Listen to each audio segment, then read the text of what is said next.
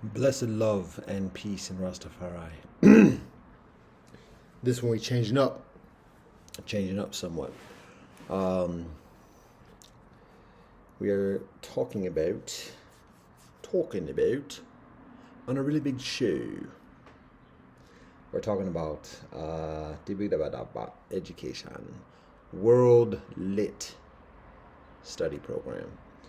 So we've gone through a progress, an evolution of titles of this journal, whatever else. But anyways, we're going with we a schoolhouse, and we have a World Lit study program. That lit, I'm checking the eyes again because I don't usually have a mirror too tough actually, to be honest. So checking my eyes to see what it is, because it was red and brown in the past day. Decent seems like. Cool, to be honest. The temperature is, so that has an effect on the eyes. The sunglasses aren't just for the sunshine. Anyway, all right. Oh, this is supposed to be mukbang. I've already said blessing because I've eaten already. We might have to open up another bag. But that's okay because Papa got a brand new bag.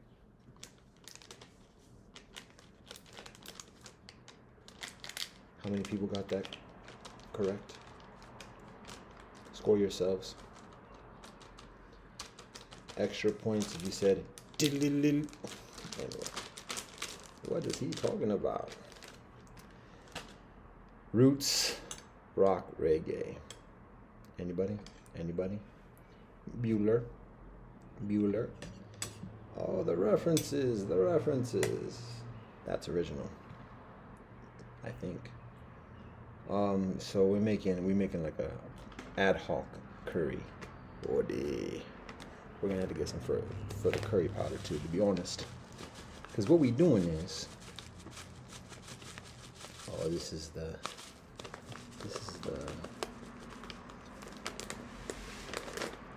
we're taking some of the greens. To be honest, these greens are new to me. I've been on them for a few months now. Uno momento, por favor.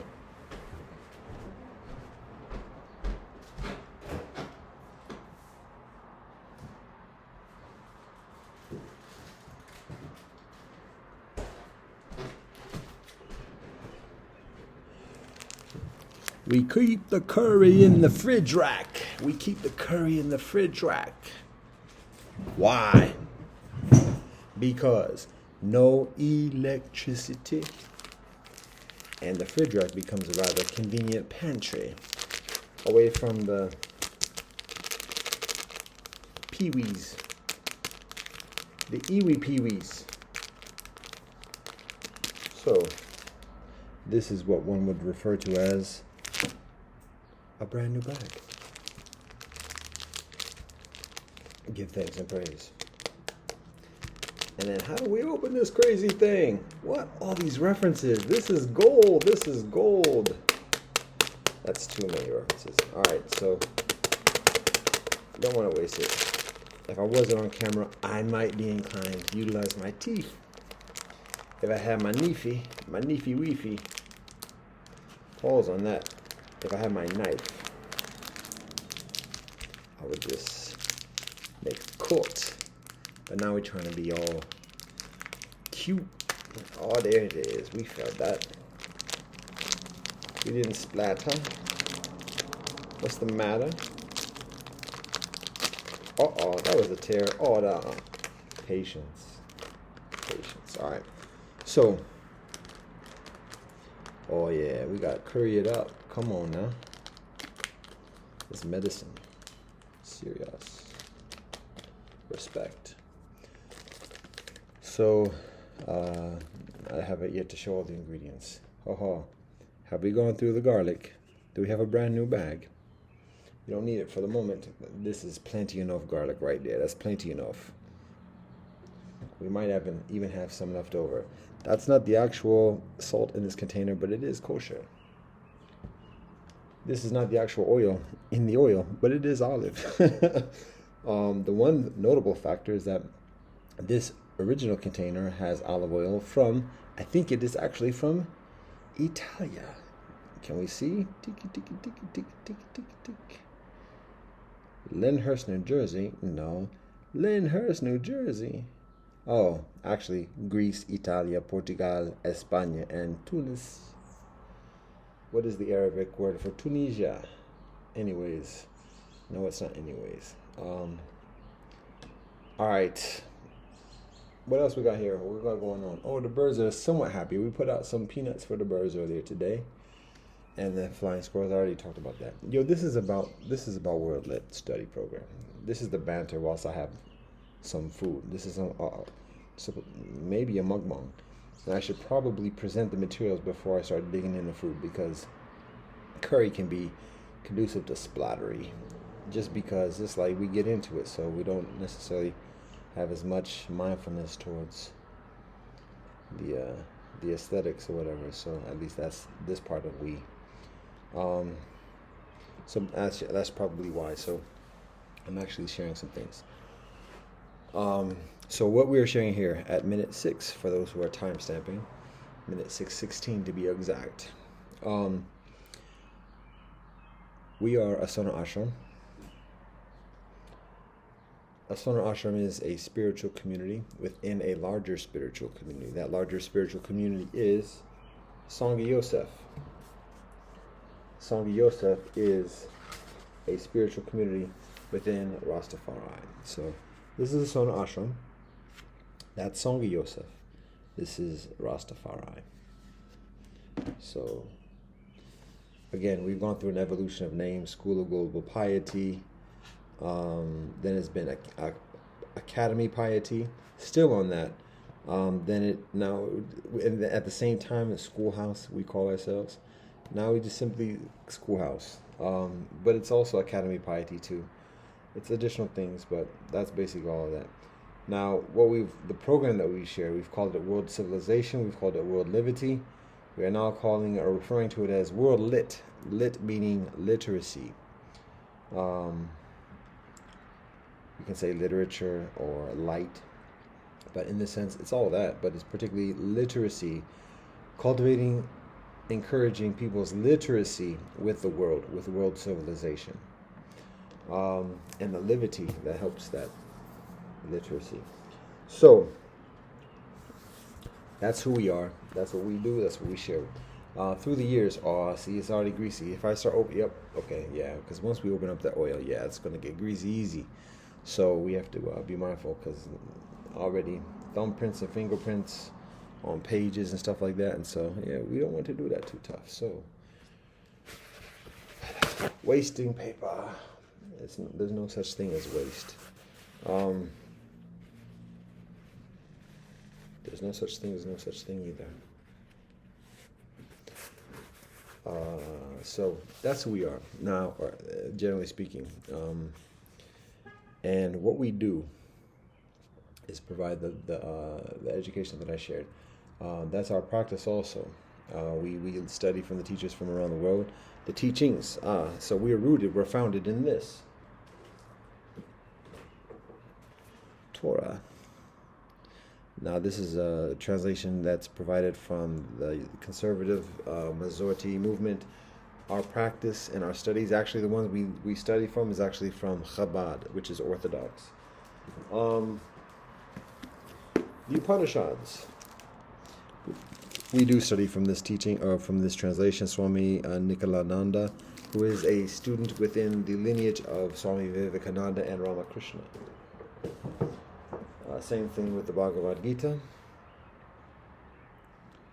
And there it is, the Ramakrishna Vivekananda Center. I think this is New York City, the land of the Mohawk. New Jersey, land of the Mohawk. Tao Te Ching, Derek Lin translation. Lin Yu, and this is translation from Chi Chung Huang. We actually, it's interesting because we have yet to find a universally accepted or universally available. I'll put it like this: we've gone through a lot of steps in terms of the translation of Lin Yu that we utilize. Same thing with Meng Tzu. we look towards the most authentic translators, people who speak the actual language and practice the actual teachings of the scriptures that are being translated. Um, and then from there, what's available online to access without cost, because it's not just for ourselves but for the general public.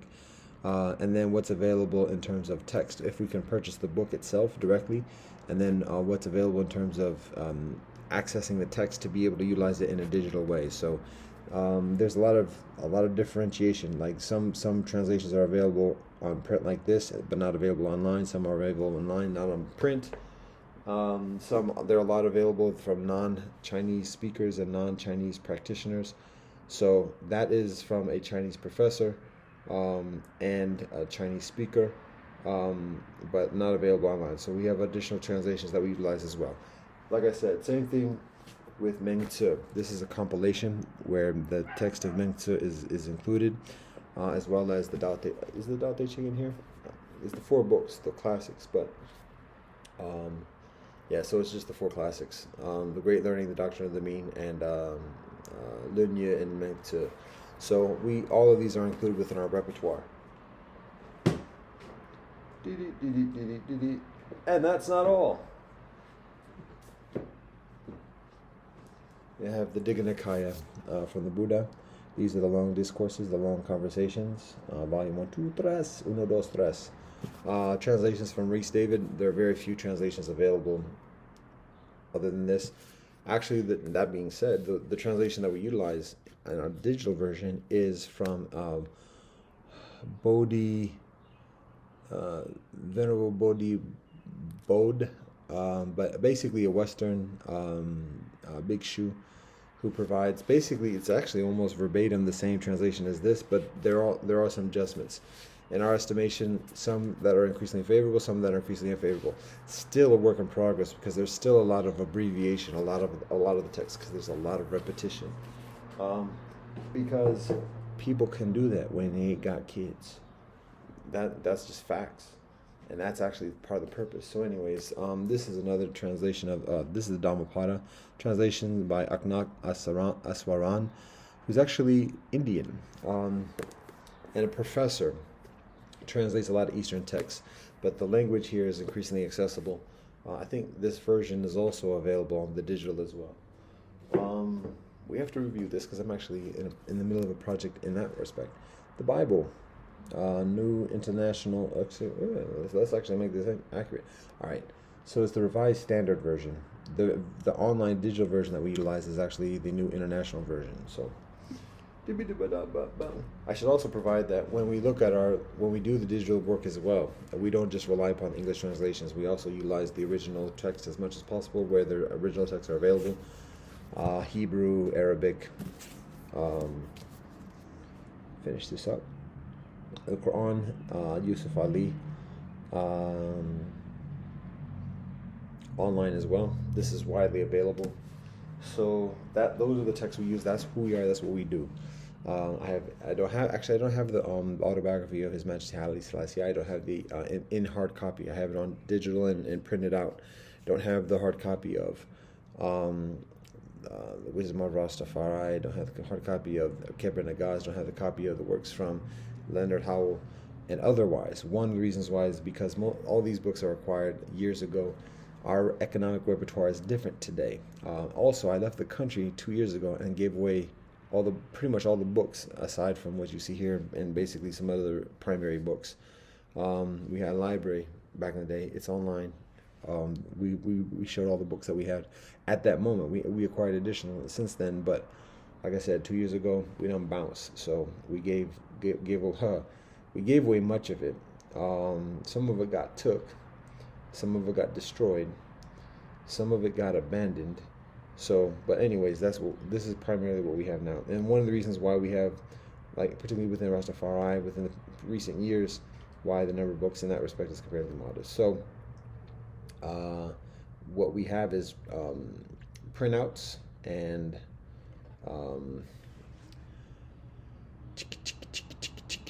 online digital versions. So that is where our studies are now. One of the significant reasons for having actual hard copy printouts, either books or printouts, is because we study on Shabbat, and during Shabbat we don't do electricity.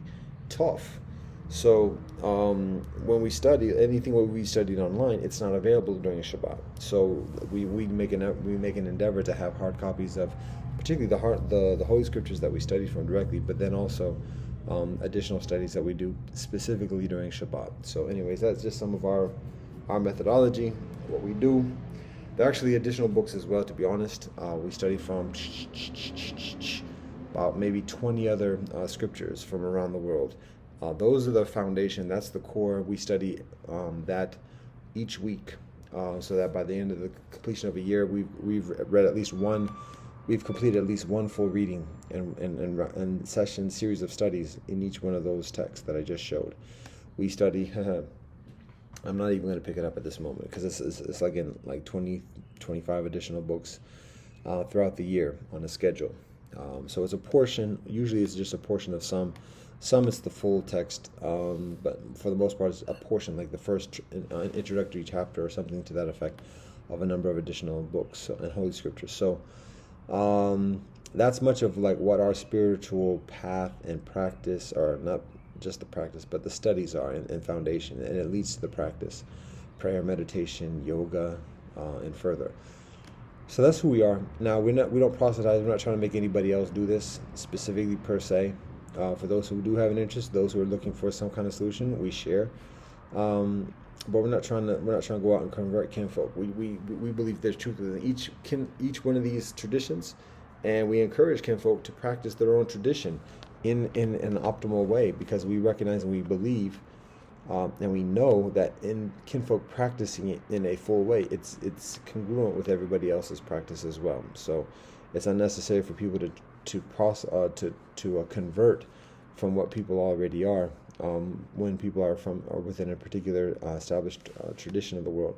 It's just a matter of understanding that tradition properly and practicing it properly, in knowing, in respecting and honoring the teachings of peace and reconciliation, modesty, purpose, and further. So anyways, all right, so that's some of who we are in the background. And additionally, now we do teach about world literacy, because we have some expertise in that. We have some knowledge about that. We have some skill, because in living this way, we have a diplomacy. We have an understanding of the experience and the principles within many different traditions, within many different communities and cultures around the world. So we do teach a world literacy, meaning just the very basics from different cultures, so that people from any culture can be further literate about the people around oneself, one's neighbors, one's loved ones, one's family members, cousins, and additionally.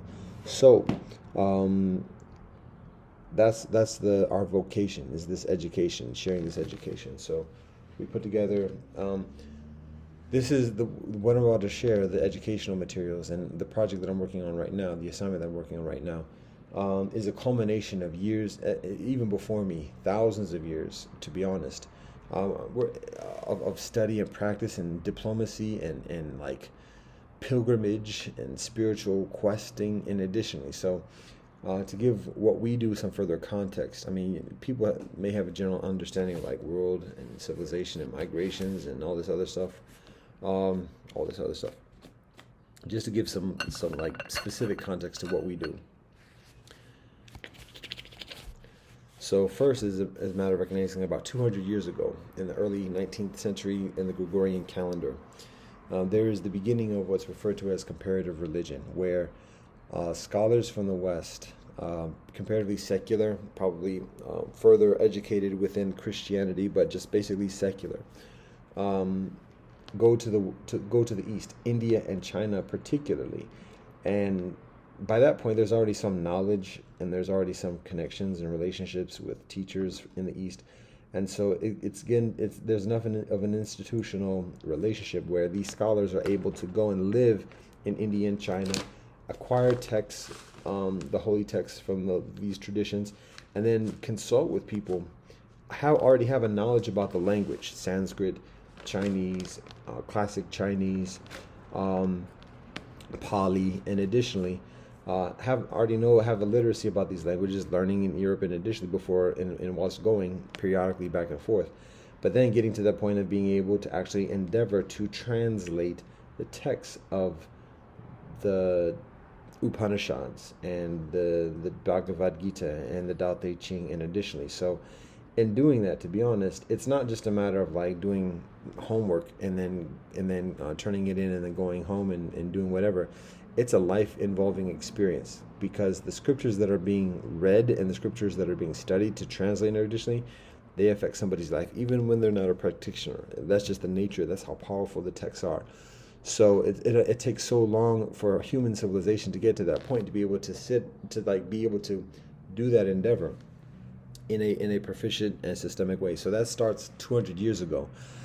Max Mueller is one of the leaders within that endeavor. Hans Kung, when I say Hans Kung,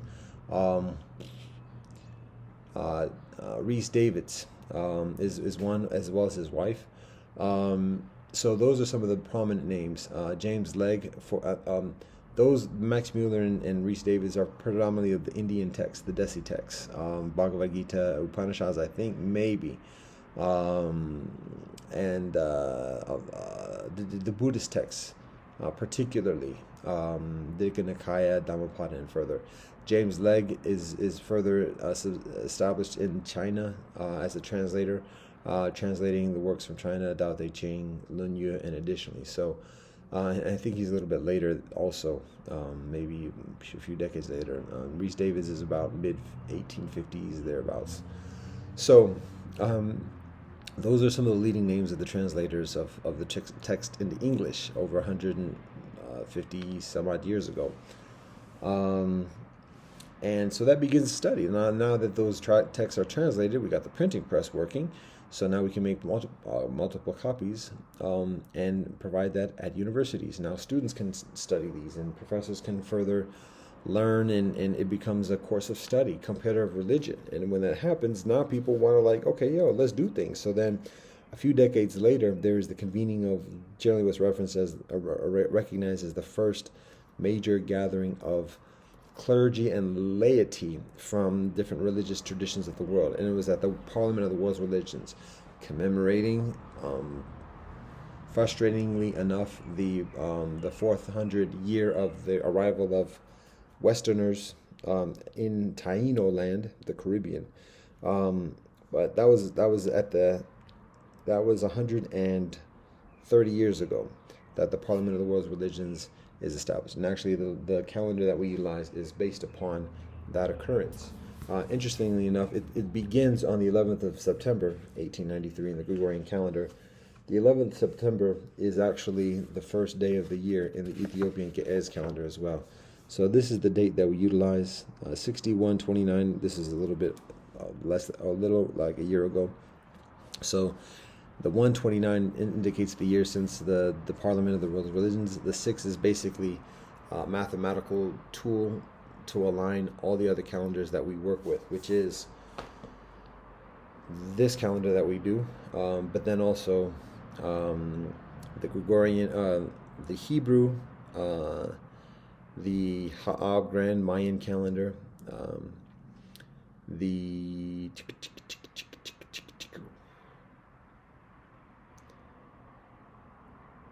Handi Chinese calendar, the Zoroastrian calendar with the Bastani Fasli reckoning, the Ha'ab calendar in the Mayan count with the long count. Also,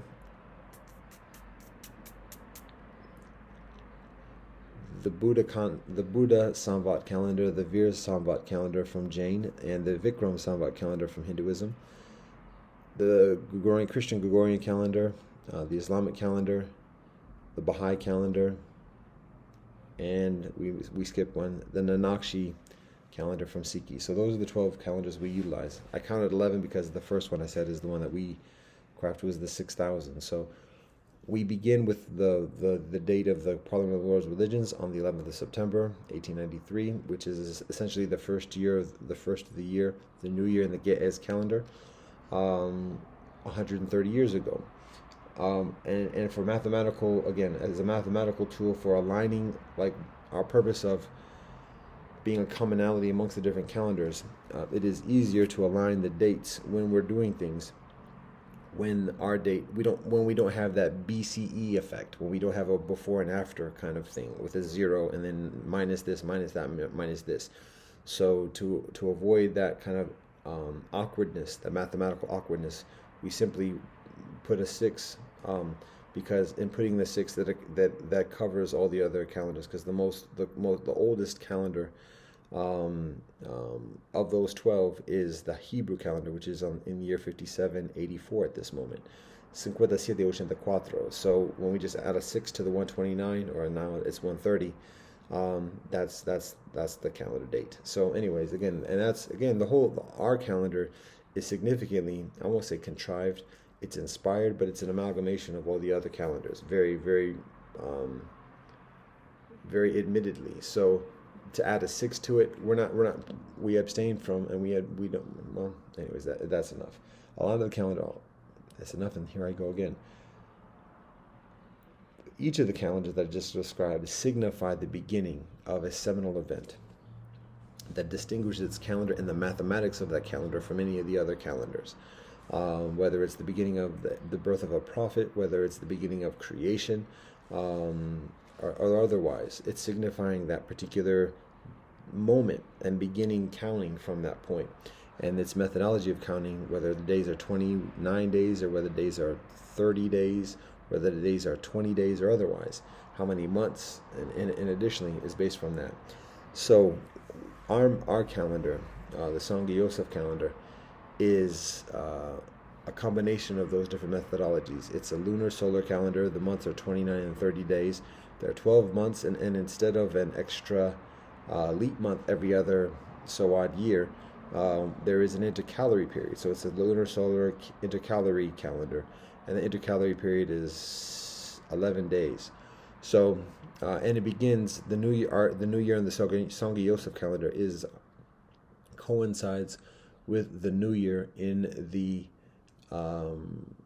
Ethiopian Ge'ez calendar. So, and again, pronunciation that I share is always one thing. Well, we're already half an hour in here, and I have yet to eat, and I have yet to share the educational material. So how about we wrap it up? This is all background. This is all like foundation. We've been doing this for a while. We've been doing this for many years, and even before we've been doing it, this has been going on. We're building from what others shared before us. So the materials are the continuation of the work.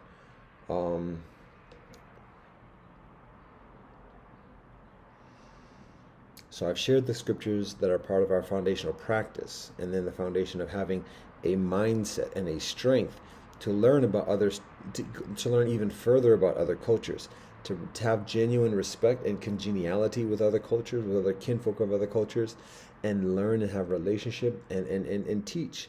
So that this is a significant part of how we're able to do that, and not have hate in our heart, to have knowledge, and for others to have love for us and respect and support for us, because we not only have this knowledge, and even further we practice it as best as we can. We're not the best practitioners. We're not the most I'm gonna be mindful about how much self-deprecating I may is, but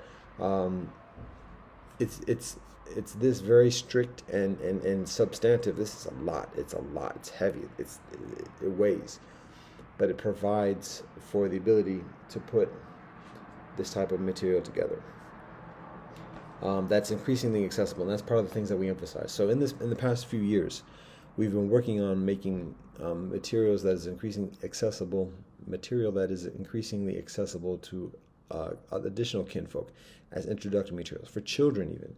So we've also had, since my time in Denmark, with beautiful experience and challenging experience, it was a pledge process, and since that time, we also cultivate some specific educational tools and methodologies for studying world civilization. And that is what I'm sharing here right now as a preface to even, this is all a preface to the preface. The preface is to the assignment that I'm working now. Because we see this as, God willing, a a turning point, a like preparation for next level type stuff. And when we do that, we put pressure on it, and that makes it prolonged. Like, oh, we got to make this. Da, da, da. So we've already established a pattern, a culture. We do our best with what we got at the moment, and to focus on the information without worrying so much about the aesthetic. And then if it's the will of God, then we have availability at some point later to do a revision and do a new edition or whatever. So we basically focus on the substance, the content, and make sure that it's as relevant and on accurate as possible. Anyway, so in this past year, we put together a number of materials, and we've been in this thing. We actually have a lot of materials still on the docket, or on the on deck, but it's a lot for just a few people to do. So it's just one step at a time. We do what's most important. Actually, and one thing that's important right now that I'm actually delaying in doing this is making another. We actually have a digital copy of these joints that we've actually put together, that includes the English translations, Orthodox versions of the English translations of the Holy Text, in addition to the original language of each of the texts as well. And we have that available online at this moment. We put that together a number of years ago, and we've also done a revision of that. And we are completing at the moment, and we actually essentially have completed another revision of this with new texts and adjusted sequence, because there's a yearly program of study. So we've completed a new edition of these translations and anthology, and we're in the process of formatting it so it's available on I'll say the name of it, the Blurb publication, self-publication website. We've been utilizing Blurb for the past couple of years because we're able to have a hard copy of the work product that we complete. It's about comparable to what printing costs would be if we just printed it ourselves. The quality is better, to be honest. It also helps to stop wasting paper, or there's no waste. To stop utilizing so much paper inefficiently. Because when we have paper, there's this tendency, particularly old school style, of having a record, having a copy, having a hard copy. Because back in the day, discs would get lost or damaged, files would get lost, and we have very painful personal experience. I'm leaning.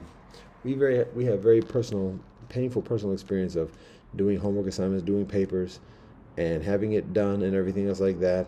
And then, like, finally going out to print it, don't have any copy of it other than what's immediately available. Going to print it, and then bloop, it's blank. Wait, where'd it go? No. Well, you got a backup copy? No. You got a hard copy you printed out before? No. So we have this mentality of every time we finish a chapter, every time we finish like a stage, get a printout copy. You'll be better get a printout copy.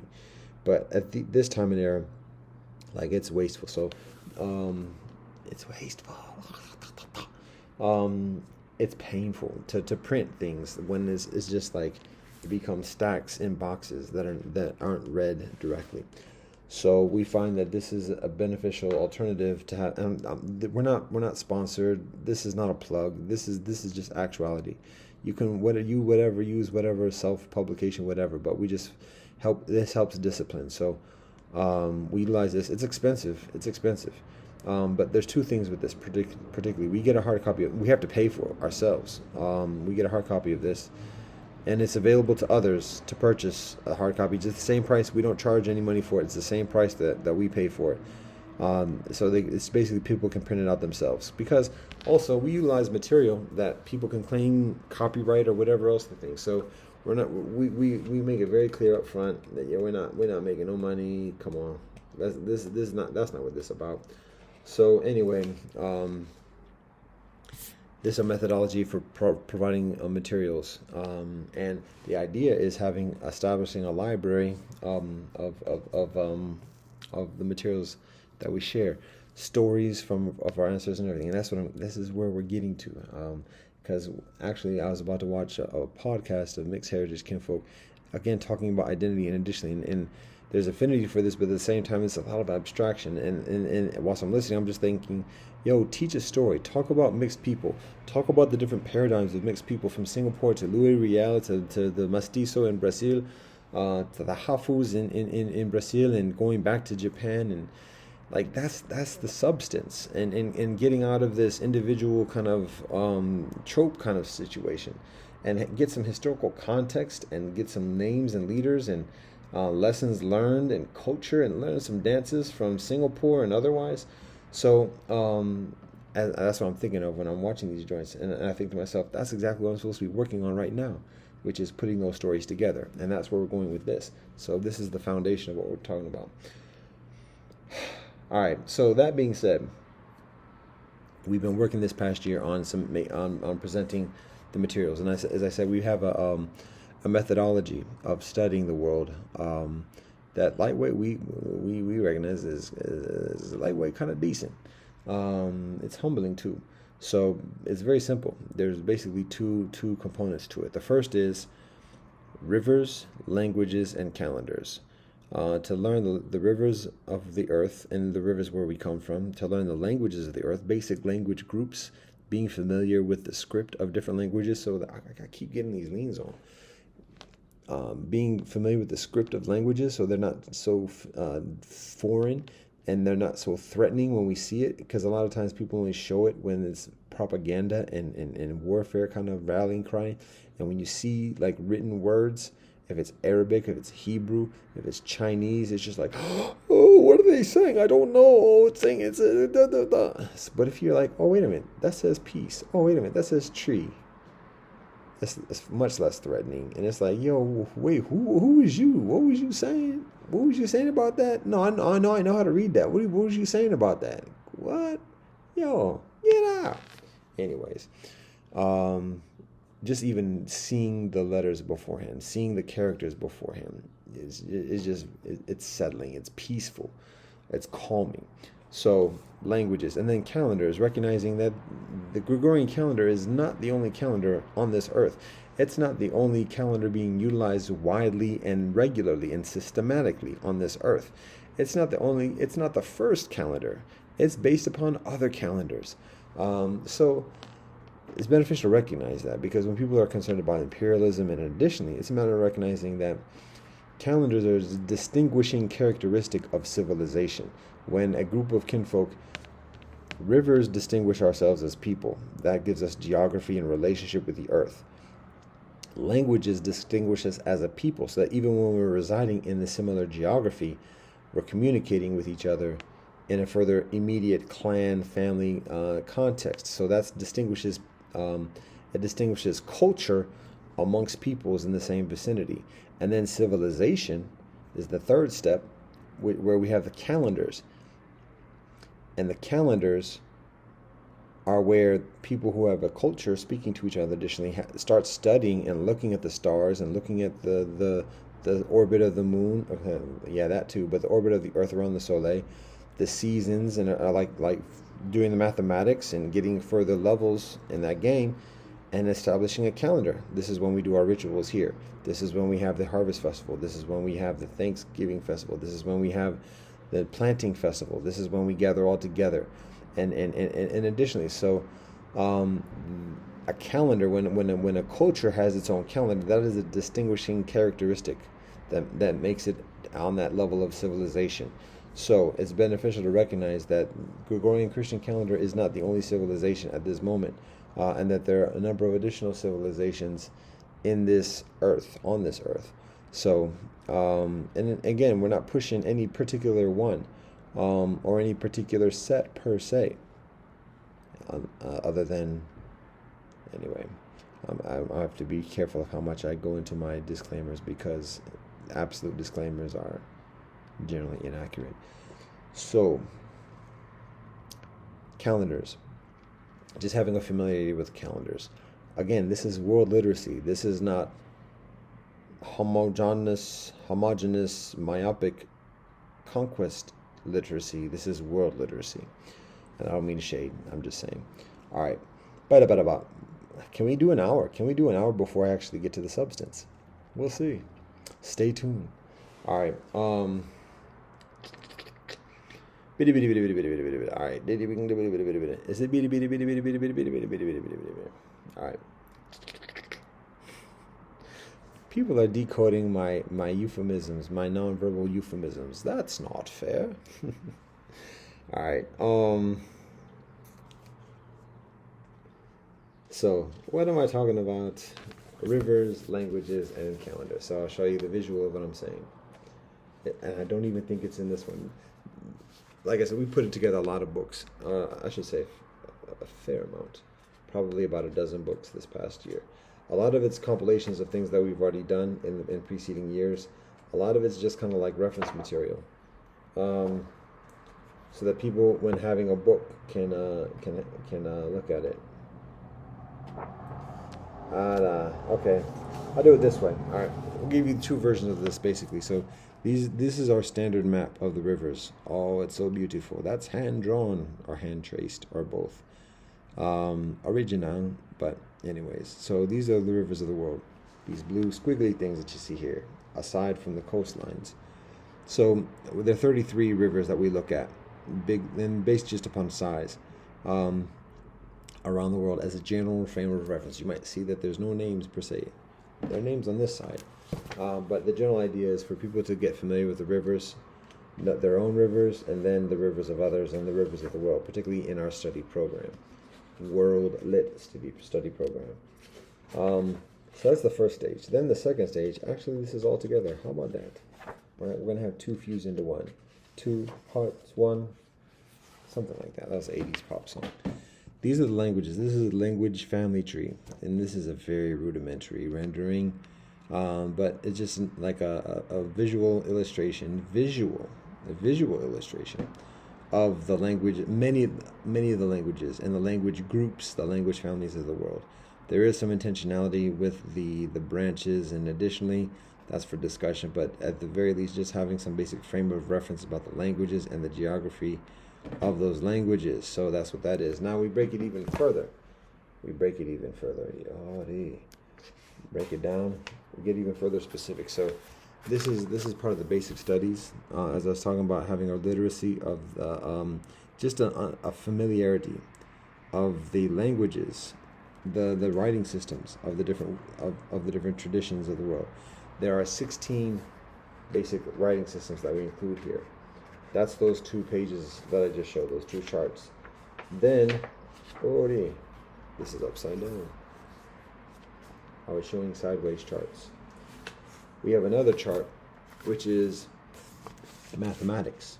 From basic arithmetic, actually just basic counting in the different languages, to basic arithmetic, and then advanced levels of mathematics, concepts, applications, and further. From arithmetic to algebra, geometry, to trigonometry, calculus, and additionally. And then there's a 4th chart here, which is basically a representation of Chinese language, and it has a different set of characters because the Chinese language is somewhat different than many of the other traditions that are included here that have alphabets. The Chinese language.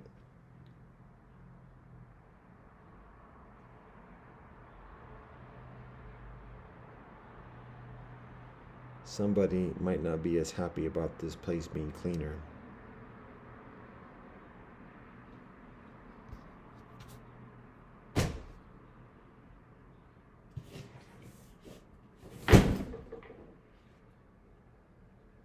In the middle of the day. Quiet for the past few weeks. And now all of a sudden, perhaps getting a little ornery, unless it's just the wind. We had a 4th chart, Chinese language. The first chart is basic sinagrams, traditionally, and then the second restatement or representation of the Chinese sinagrams is 400 characters. That basically covers what is referred to as 66% of the, or at least, or 60% of the communication of the regular conversations within Chinese, within ordinary life within China. So I mean, it's just a matter of like, once knowing those 400 characters, there's a lot of familiarity, a lot of functionality in terms of communication. I'm still learning. So anyways, those are the languages. So we shared rivers, and languages, and now we talk about calendars. So this is one rendering of the calendar. The 12 calendars that I just mentioned before, starting from Sangha Yosef, Hebrew, Ha'ab Grande, Handi, the Chinese calendar, Zoroastrian, Buddhist, Jain, Hindu, Christian, Muslim, Nanakshihi, and Baha'i, the Badi calendar. So that's actually this year. That's what that matrix is. It's representing this calendar year, this past year actually, because we're getting ready for a renewal. This is the list of months for each calendar. This is a listing of the holy days, of the prominent holy days within each tradition. That's for each of those calendars. And this is the combination. So this is organized by tradition, and then this is organized by the month. So within each month, what holy days does that tradition? What holy days from each tradition are included within that month? So that's some of our foundational material for getting strengthening one's world literacy, to be world lit. So that's a lot right there, and people can. You can cover it just like that in like 50 seconds, to be honest. And then we can ask questions and delve further. People do have their own proclivities in terms of what they want to study. If they want to study their own language, if they want to delve further, and additionally, that's a frame of reference, and we have additional materials for further studies accordingly. So that's part of the notion of rivers, languages, and calendars. My purpose here is not to get into how do we arrive at those three things and everything else like that at this moment. I'm just sharing with you what we do. Now, the second component, as I mentioned, there's two components to our study methodology. The second component is song, stories, rituals, and ethics. That comes from Kongzi, Confucius, who teaches that as the foundation of society. Those four things, effectively, generally speaking: song, stories, rituals, and ethics. A lot of the lineage emphasizes the ethics, the ways of a gentleman. But in addition to that, there's strong emphasis about rituals, how the rituals guide the authority, guide human interaction and relationship, societal order, economic, political, and otherwise. And then songs and stories are the ways, particularly for scholars and those with the knowledge, to be lighthearted, to put things in context, to be able to convey the teachings, to be able to learn further from the teachings, in addition, to be further human rather than just being like these text robots. So song, stories, rituals, and ethics. So heeding that. A lot of the materials that we put together is collecting, and then we've been doing this for years. I personally, particularly, but collective's been doing it for a long time. We have a collection of songs and stories from many different traditions. Some of it is just basic folk tales, children's stories. Some of it is holy, scriptural stories. Some of it is legends. Lots of different stories from a lot of different traditions. We in culling, or not culling, in what's that word from museums? Art things. Curating. In curating this collection of content, we are mindful of what stories from any particular tradition are going to be further compatible, digestible, tolerant by other traditions. So some of it's just, we're not going to please everybody and everything else like that, particularly the further orthodox and conservative within any particular community. But we do have a mindfulness of selecting which stories, at the same time making sure that those stories are relevant, are authentic, are substantive from each's own tradition. So that's not just like periphery kind of stories, but these are foundational stories. These have substance and staying power with the decision with the decision makers within each community. So it's not a perfect mathematical process, but Perhaps it is actually. Shall I not be so self-deprecating and limited? Thank you very much. Um, Anyways, we have songs, we have stories, um, rituals. We have a list of rituals, and we're working on materials to provide some information and literacy concerning the rituals, and then the ethics. Oh, we got gangs ethics because that goes back to our core teachings and our core practices. But again, much of that is less accessible to people because it feels preachy. And additionally, so we've already put together a lot of writing and a lot of material about ethics, Panchasilas, the Wealth Ethos, the work of Dr. Hans Kuhn, the work of the Wealth Ethos, the Parliament Wars Religions, um, uh, even specifically within the mitzvot of the tradition of Israel, the pillars within Islam.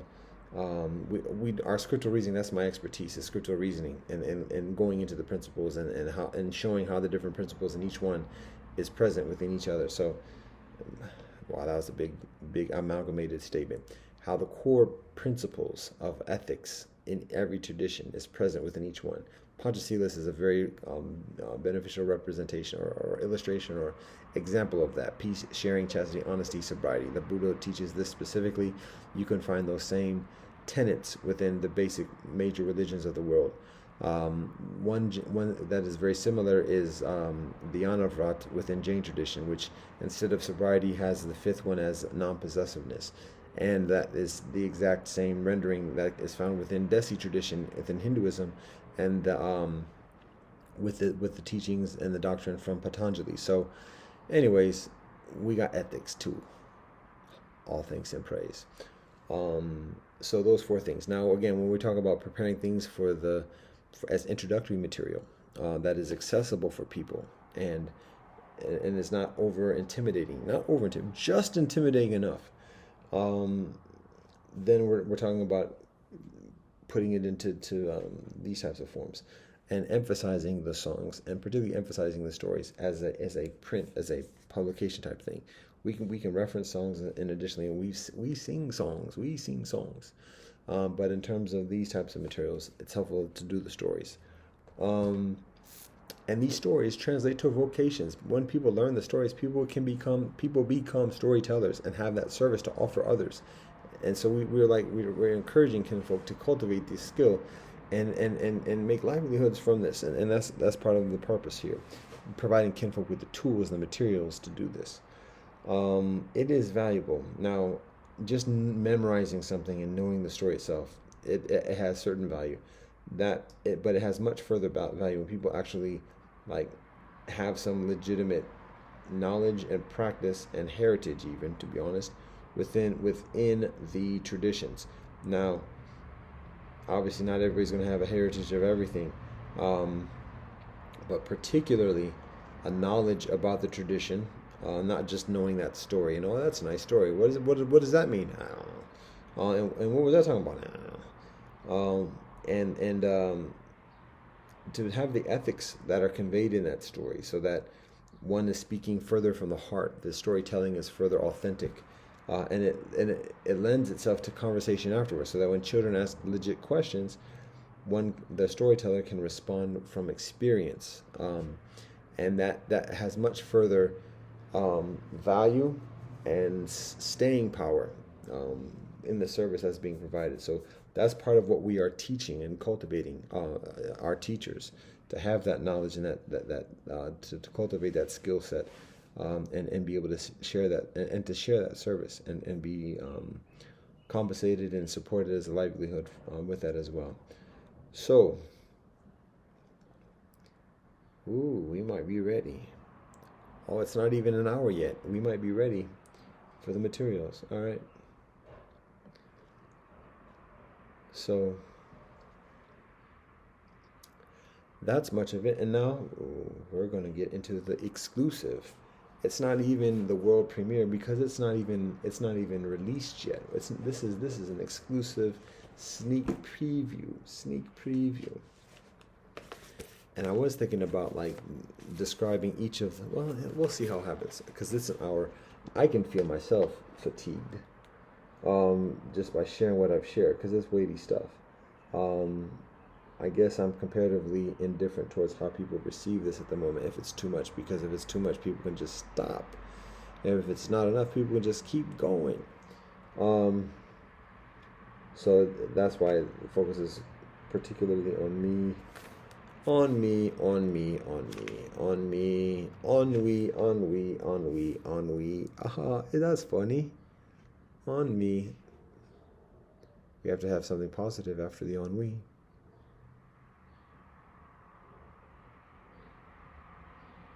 God will think of something. Meanwhile, back to the script. So I'm gonna share with the notes.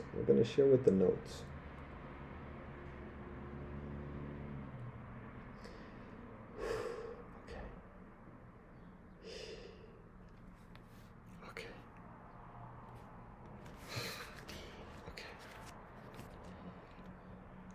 It's a lot here. It's a lot. Okay.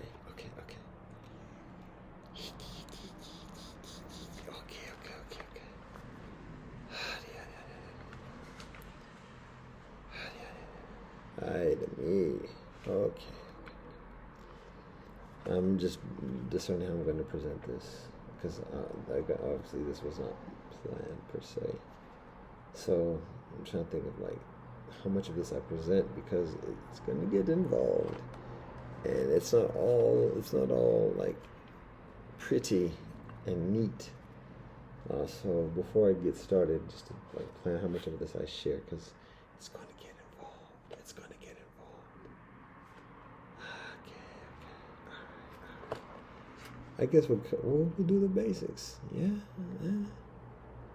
We won't just do the skimmy. We'll do the basics. Okay. Let's do the basics by the grace of the Most High. So here we go. So first it begins with this. I don't even know how much of this is legible. It's all reverse. If kinfolk can do a screenshot, then fine. I'm not. Nah. This is what I'm sharing at the moment, because like I said, this is a work in progress. This is the notes. People can take this and do whatever with it. Am I tempting? I'm not trying to, but it's just facts. Oh, the top part of it too. Because like I said, this is notes. Funny thing is that it goes to 124. If I had just left a space for each one of those joints, it would have been exactly full page. That's not accident. And it wasn't my intention, but it's part of the nature of these joints. So, all right. This is the working notes, so I'm just going to explain what this is. This is a list of 124 teachers. Some of these are legends, some of these are ancestors, some of these are teachers outright, some of these are potentates, prophets, but each one of these is a significant figurehead, oftentimes a progenitor of a lineage, a traditional lineage, whether it's a religion, whether it's a culture, or otherwise. So these are the focal points of our World Lit study program. 124. This is inspired also from, directly and indirectly, from the works of our collegial kinfolk, Uncle Marcus, Reverend Doctor. I have to be mindful. Let's see. I don't want to be flippant about titles here, because it's not mine to be flippant about. I think he does have a doctorate degree, but I will say Reverend Marcus Braybrook. He's clergy in the Anglican Church. OG in the Parliament, OG in the World Interfaith Movement, Emeritus Chair of the World Congress of Faiths, but significant leadership within the predominant interfaith organizations around the world. And nice guy. I'm not saying that sarcastically, that's genuine. I'm just being light-hearted in saying that. Very generous and responsive in my communications and additionally. So providing leadership to other young people. It was a few years ago, young people who are emerging within the interfaith movement through the years. The works I'm referring to from him is particularly the Beacons of the Light, which is a a list of 100 people who changed the world, quote unquote. So this is a lot of people. There's a lot of overlap, a lot of some congruence with those lists. But the premise here is different than what he does. It's actually, again, we read that over a decade ago. It's obviously has an influence in this process. But the methodology here is a little bit different. My intention here is to explain our methodology and coming up with this list of 124. And the number is not the significant things necessarily. Might also note, actually, the 124 has yet to be specifically identified too. If you look at the notes and read between the lines. All right. So how do we come up with this list? All right, here we go. That's what I was talking about. Are we going to do the skimmy or are we going to do the basics? So we're going to go into the basics. Because I think that probably would have been the skimmy right there. And that's it. I was holding a page and then let it go. And now we got to go back to it. All right. So our methodology, again, very involved. It's not just like, oh, what should we do? It wasn't a matter of that. This actually organically, oh, wow. Okay, we said we just going to do the basics. We just going to do the basics. I hesitate even just mentioning this because it's just like we're already an hour. Now we aren't an hour. We have started though. You've gotten the content, so that's it. But this methodology is valuable to discern how that particular thing, how does that come together. And it is important to discern, explain how we got at these 24 and how it's organized. It's very involved because, again, it's not an intellectual thing. It's a very spiritual thing. It's a spiritual product, to be honest. All right. I'll try to do this very succinctly. I won't worry about it being very succinctly, but I'll try to do this succinctly. God willing. While it's still daylight, we know how that goes. How many times I've recorded something in the middle of the night and it becomes day? How many times I've recorded something in the middle of the day and it becomes night? Because I do things like this. All right, let's focus. You already know what time it is. You already know how long this is. I don't know how long this is, but you do. Unless you're actually watching this right now as I do this on the surveillance mode, in which, hey, ain't this fun? Anyways, here we go, back at it. How do we get this list? All right. A lot of work, a lot of prayer, a lot of meditation, a lot of studying. Huge, a lot. Years and years, just my personal, and building off what other personals do. Years and years and years of day in and day out, lock in and lock up. Serious, iron crucible forged prayer and study and meditation, pains and joys. All right, like sunshine and rain. All right, so years and years, and that's important because it's not just a matter of saying, oh, this. What should be our premise? What should be our strategy? What should be our methodology? What begins this is, I want to understand. I want to know. How do I know? How can I learn? That's how this begins. That's how the strategy of this material begins. How can I learn? How can I be with? How can I be peace with? How can I be friends with? How can I be love with? That's how this begins. And it's very important to recognize because it shapes the entire methodology. It informs and it guides and inspires this whole methodology. So I just showed you the books, study, and that's before even getting into this. I do this personally. I do those studies personally for over a decade before getting even anywhere near any kind of semi-complete kind of work product. I do essays and I think I know things during that time, and I do, but not things that are like finely tuned or presented and oh no, this is finely cultivated, which is what we have at this moment by the grace of the Most High. It begins by not saying let's create a finely cultivated product. It begins by saying, not even saying, but endeavoring, how can I be with? How can I know? How can I love? How can I stay with the kinfolk that I know of this earth? So that's what it begins with. And then in doing those studies in the books, it doesn't just mean, okay, what's the books that I need to read? Okay, this, and this. It's like, what are the books at all? I knew some, but I didn't know all. And then I have to learn. And then in learning, I hear things, and I learn things, and I study things. And I say, oh, and okay, I need to do this one too. And that's years and years and years. So there's not a script of my doing, or that was presented to me to put this together. Some people have the script, and I learned that later. And additionally, so it's a lot of it's available at this moment. And then prayer and meditation. So all right, I haven't even get to the point. That's getting to the point. So eventually, what we recognize in this path, just within recent years, in terms of, well, it's the rivers. I'll show it again. The rivers. That's huge. It's foundational. It's so important. It's so important. The rivers. It's so healing. It's so energizing. It's so peaceful. The rivers. So, and this isn't a matter of a graven image or otherwise.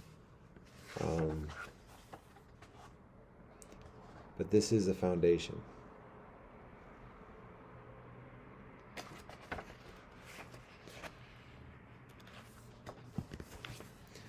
So even then, there is intentionality with how we present it too.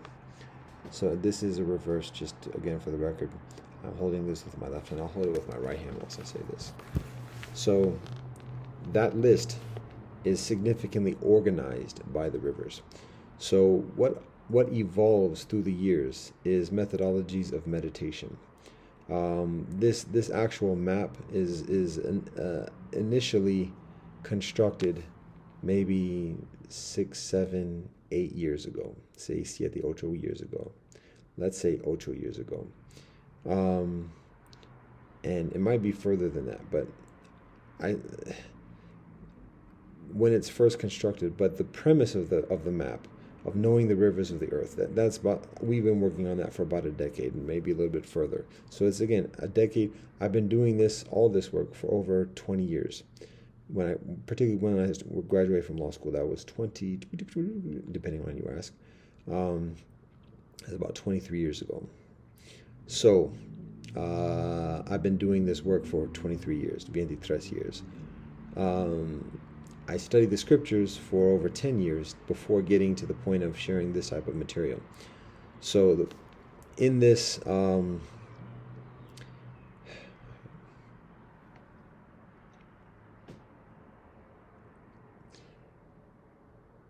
part of what leads to the rivers, like the emphasis, why is so much emphasis of the rivers, because of what we study in the scriptures, of how significant the water is, how significant the rivers are, how much information and wisdom is shared through the rivers, the migrations of people, the establishments of civilizations, and additionally, the performance of rituals, cleansing, sustenance, nutrition. So that's what leads us to looking at this map, to understand and meditate upon the world, knowing about where people are, where people come from, and how the lay of the land. Just so much is revealed by looking at the rivers. You see the topography. You can observe, like, the continent of Eurasia, particularly of Asia, is all the rivers circumnavigate or run from the Himalayas and the Tibetan Plateau in the 4 different directions, from India, China, to Russia, to Central Asia. And then you can see the Alps doing the same thing in the small portion that is generally referred to as Europe. And in that middle part of the Caspian Sea, Black Sea, and Mediterranean Sea, you have, like, the stronghold of civilization, if not the cradle of civilization. And that is actually an extension referred to as, the Fertile Crescent of the Nile River and Nile River civilization, which itself is referred to as the cradle of civilization. And you can see the Nile River itself extending like an umbilical cord from the 2 lakes, the 2 primary lakes, in the highlands of Ethiopia and further south. So there's a message, there's a divine spiritual message that is shared just through the rivers, and looking at where the mountains are, and where the rivers guide people. So again, this is so much with the rivers.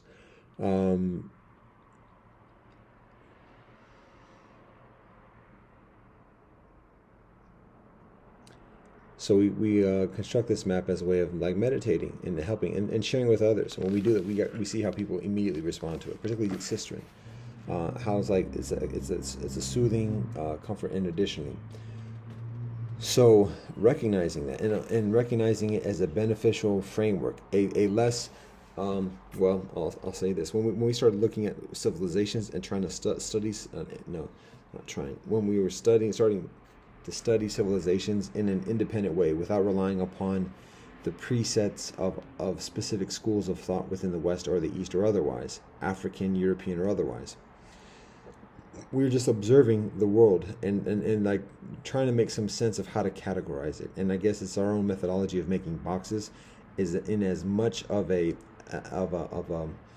balanced, honest, and I'm trying to not say fair, but a balanced, honest, mutually respectful, mutually conducive, and supportive way, so that there's no sense of, or there's avoid as much as possible any sense of conquest or devaluation or otherwise. So that's one of the reasons why we look at the map like this, rather than how most people look at it like that, because this is a very much of a myopic, biased conquest type of mentality: up and down, less than, greater than, central, this, that, and the other.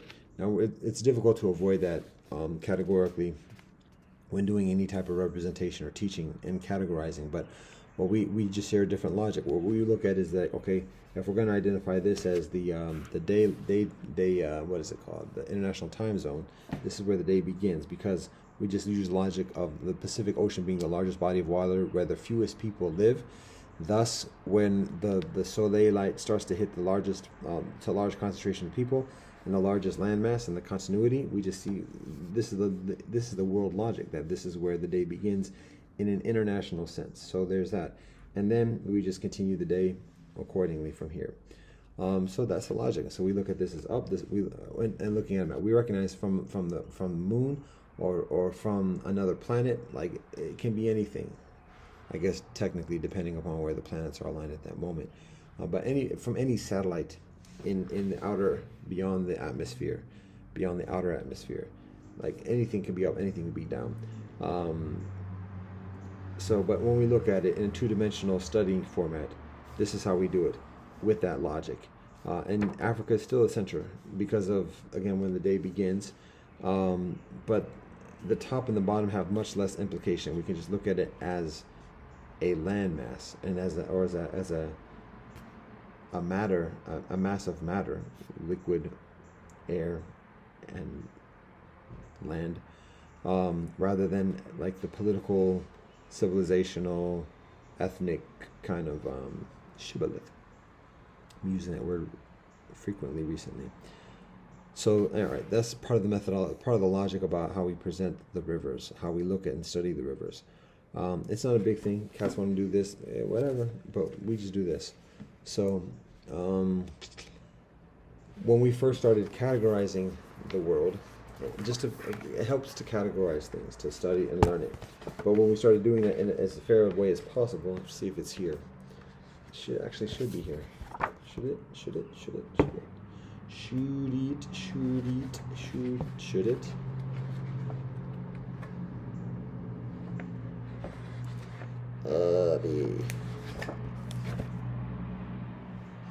Maybe it should, but it ain't.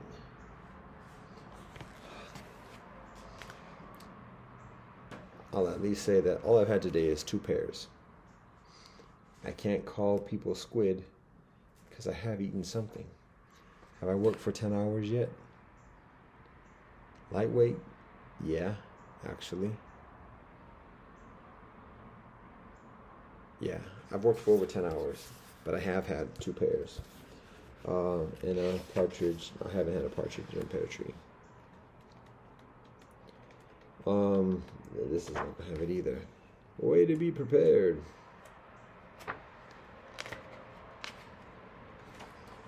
This is a bigger version of the river, so I'm going to share this one. Thank you very much, first book. Now we go to, oh yeah, I am showing something. This is relevant. We just have to make sure that it is present.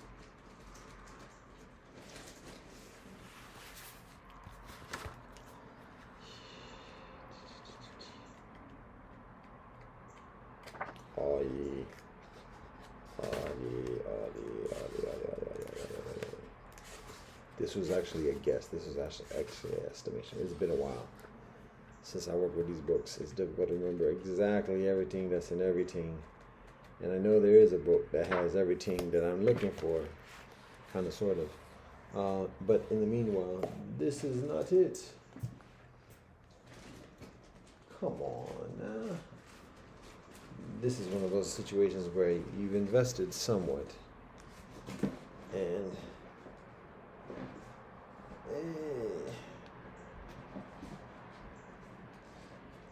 you might as well put forth a further effort just to get the job done.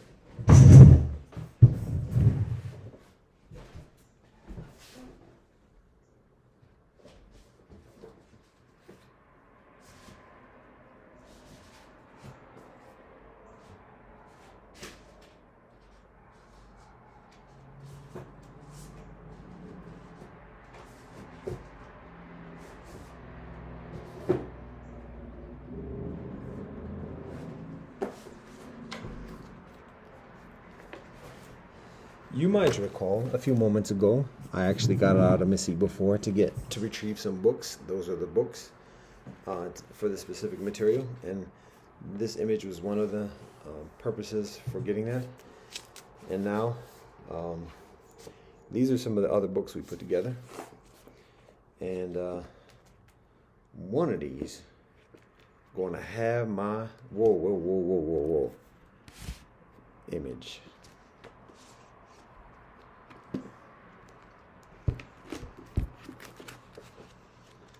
Question of is it going to be in color or not? Well, this is in color.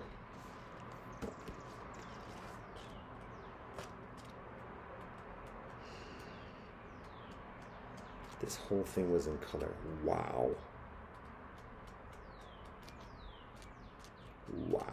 And it was for the passport. Okay, wait a minute. Still.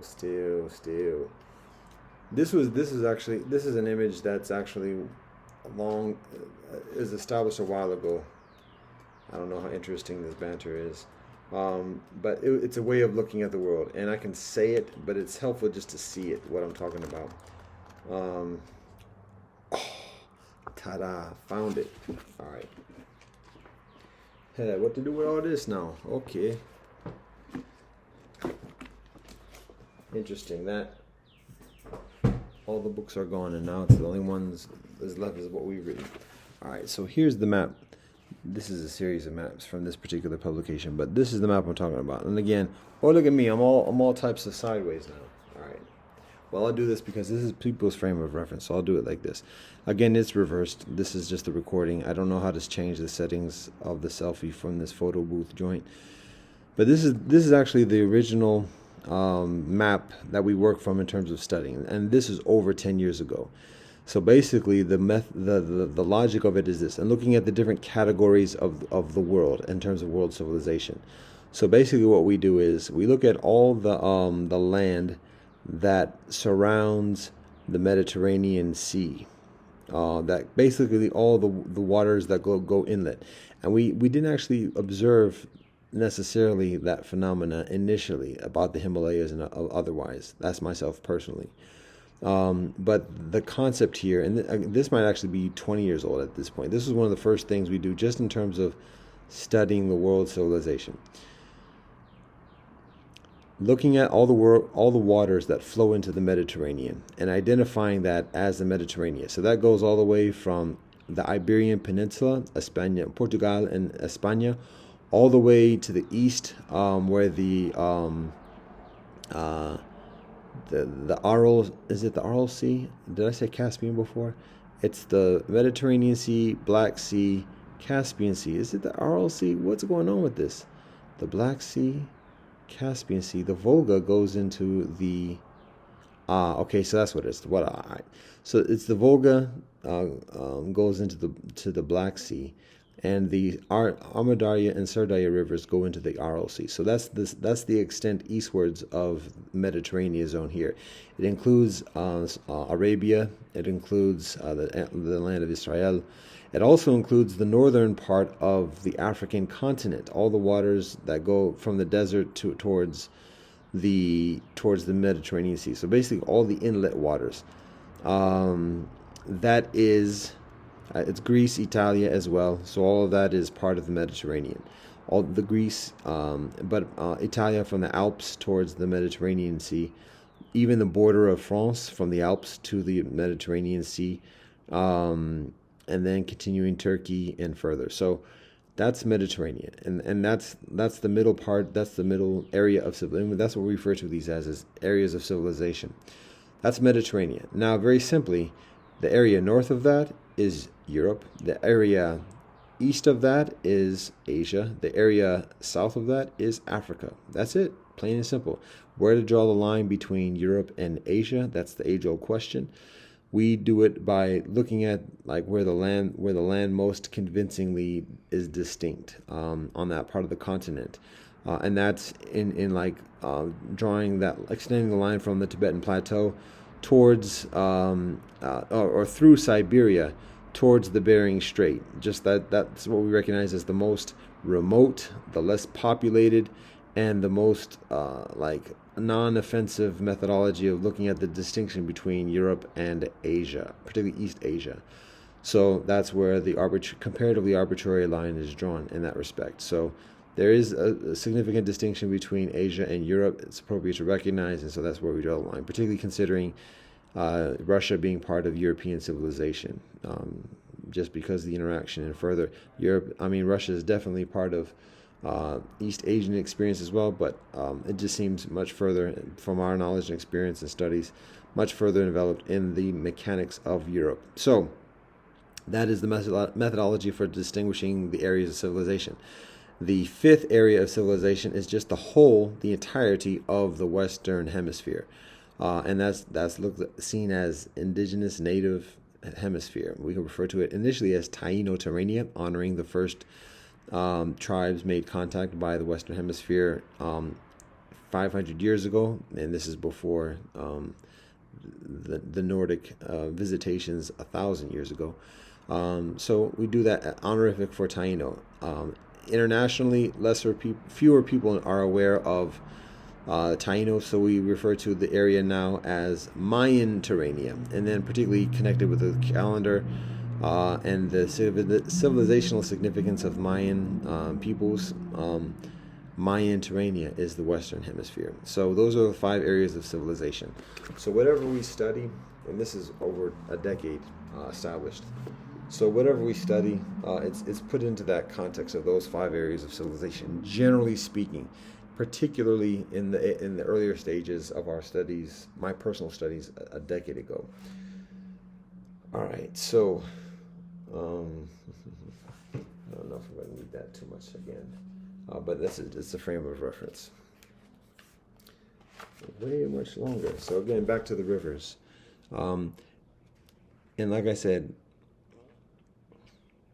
that map that I just showed was actually constructed before this, because it was very political still, civilizations being the focus, and additionally, and so through the progression of the studies and the practice, there's increasing respect and appreciation and emphasis upon just the natural world, the natural earth, and how much is revealed from the heavens, from God, through divine providence, just exactly through the natural earth. And so we have less concerns about those boundaries and borders, because like I said, that is comparatively arbitrary. It's helpful still, and it's still relevant, but the emphasis is the natural earth. So this is cultivated after that map, and it is utilized for multiple purposes. One of just even meditating on the world, doing games like counting game. Well, one thing I'll say also is that for the rivers, particularly in the Western Hemisphere, we abstain from utilizing the colonial imperial names for the rivers, very down-pression type references. So as much as possible, we utilize indigenous names and references for those rivers as authentic as possible, and it's subject to change for the sake of further authenticity with respect to and from native tradition. So if you hear names that are different than what people are familiar with, that's one reason why.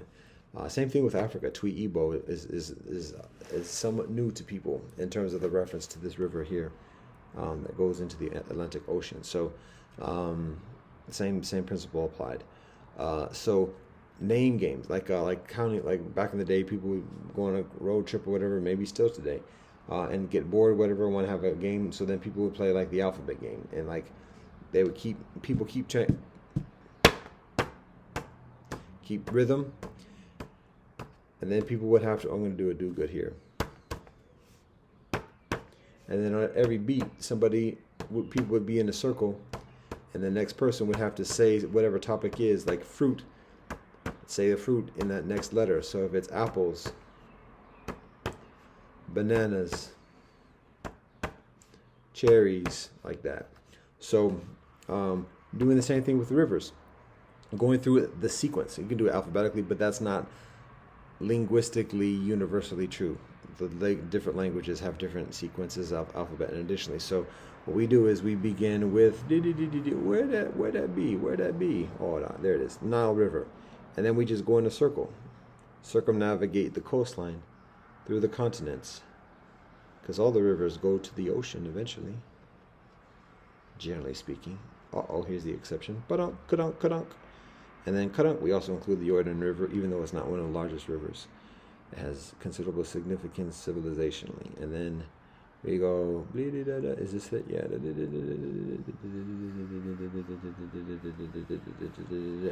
So it's a meditative thing. It's a name game. It's a fun thing.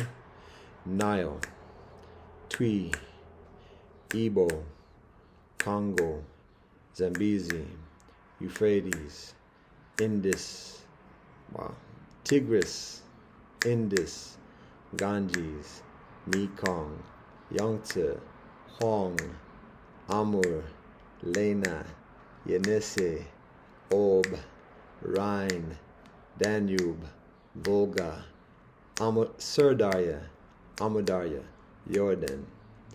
We do a pause for the cause when we traverse the continents, remembering the people who are lost in that process, the people who are dumped and abandoned and betrayed in that process of crossing the continents, indeed. Then we continue on. The next river we begin with is actually an amalgamated river of the waters, which is Taino. We honor the Taino and being mindful of that contact. So then we begin Taino, Apache, Mississippi, Michi, Inuit, Aleut, Ute, Paiute, Dine, Hopi, Aymara, Guarani, Tucantin, Inca, Orinoco. Those are the 33 rivers that we memorize. Some of them are hyphenated, and so we do each name in that hyphenation as a single entity in that exercise. So again, it's meditative practice. But in doing that, world lit. That was funny. The computer light went out when I said that. Perfect. Nice timing. So can't stop, won't stop. Is that appropriate? Legit. But anyways, that's part of our study program. That's part of the foundation. That's part of the practice. And it's meditative, it's fun, but it's also spiritual and calming down. It becomes a frame of reference to know the world. We're getting into the category of basics plus now. We're upgrading the service. And we'll do upgrade of plus light, meaning light is often referred to in certain ways in terms of like a watered down version, but this is just like Plus Mini, Lightweight Plus. How about that? Interesting is that we did not put the map. Oh wait a minute, yes we did. Come on, we had to have done that. Did we not? Interesting. Oh, it is. Okay. We went straight into it. Maybe it was a page limitation thing. I don't think so, but maybe, I don't know. Well, maybe it was just a matter of getting into it. Maybe that was it. There's a lot of stuff going on. Anyways, we look for it other ways. And it is lightweight beneficial. It's not essential, but it is beneficial to share this. To show how this is like a foundational way of learning and studying the world. That whenever we think about things, we're meditating it in this respect, and thus, like, we put things in this framework. Okay, here it is. So, after that initial map that I showed you with the 5 areas of civilization, we draw another map. And this map, it has lines, it has boundaries, but it has, 1, a different purpose, and it has 2, a different methodology in drawing these lines. And so this helps to give context to the 124 names. It does. It's beneficial for this. So I'll give again a brief review of the first map that I showed. If you don't have the immediate rewind, pause, skill, reference, dual frame. This was not the book. This was the book. Bloody Gangadang, Bloody Gangadang. The curry is just sitting there. It was hot a second ago. The water was hot. Now it's just sitting there, and it's like, oh, just tip me over just once. Just once. Just tip me over once. Just once. Just once. Alright, yo, these references, yo. That's the original map that I mentioned. The 5 areas of civilization. Mediterranean, Europe, Asia, Africa, and Mayan Terrania. If you don't like it that way, how about that way? It's both 100% legit. That's the original map. Now here is like the revised map. I won't say new and improved, but it's the revised map. And this is constructed a few years ago. So after the one I just showed you, we had. Can I do it? Can I do it on demand? Oh, there it is. Okay. We had the rivers map. If you recall this from just a few seconds ago. Then, and again, this is meditation. This is name games. This is studying geography continually, thoroughly, daily. So that is these rivers right here. Memorizing these rivers. Feeling these rivers. Recognizing these rivers are flowing right now. These rivers are flowing right now on this earth. Can you feel those vibrations of those rivers flowing right now? Does that sound crazy? Maybe if you had some herb medicine, but yo, can you feel those rivers right now flowing? It might be dark, pitch black in many of these places. There's daylight creeping, shadows creeping right now as we speak. Those rivers are flowing right now. That's relationship, yeah. Inamaka, Mother Earth, come on. All right. So that's about a decade ago or so. After that first map, you might notice on that first map. Actually, I can't say that. In the original first map, there were no rivers there. It was just the areas, because it did have the mindset of the rivers at that time. That one that I showed you was constructed de facto after already having a knowledge of the rivers and helping to put it in context. So it still has relevance, but again, this is the natural from the teachings. In addition, this guides us. The teachings guide us into this map, and then from this map, we still have the necessity of categorizing. When we look at all those languages, when we look at the calendars, and additionally, it's very helpful to be able to put things into a context. And so this is the next map that we have as like with the boundaries. And again, these boundaries are still comparatively arbitrary, but at the same time they're further natural. Now there's some similarity to what the original map is, and I'm not going to do a compare side by side type of thing right now. But what I'm showing you is a map of clan regions. So and to be honest, this actually specifically is gleaned from the experience of being mixed heritage. And the idea of this is for mixed heritage people to find a genuine, authentic premise and a natural premise for a relationship with the world, and relationship with one's ancestors, and relationship with each other. And so rather than just relying upon the boundaries of nations and otherwise, it's a matter of looking at the natural world, connecting with that experience of clans. That is such a miraculous way of cultivating and continuing the experience and relationship of family, and how clans are established. And so this is still in the works, but basically the foundation of this is establishing 16 16 clan regions around the world. And each region, each clan, anybody who's coming from that land, being attributed to that clan. Now that can't say some arbitrary or whatever else, but it's significant, and it's genuine, it's natural, and it's building upon people's frame of reference, so that rather than just thinking about rivers, which is important and beautiful in and of itself, now we can think about an animal. So that's a land of the zebra, or that's the land of the giraffe, or that's the land of the elephants, that's the land of the llama, that's the land of the elk. It's not the exclusive land. There are llamas and elks, and additionally in other places, in other regions. But now there's some tangibility. Like there's a frame of reference that we're drawing from, that people already have, to be able to connect further with each other and identify further with each other. It's not a graven image. We're not worshiping animals per se and otherwise. It's just a matter of having some kind of connection, just like the Lion of Judah. And additionally, so bida banga dunga dunga dunga. All right. So we established 16 clan regions. Why 16? Interesting, that number of different reasons for that.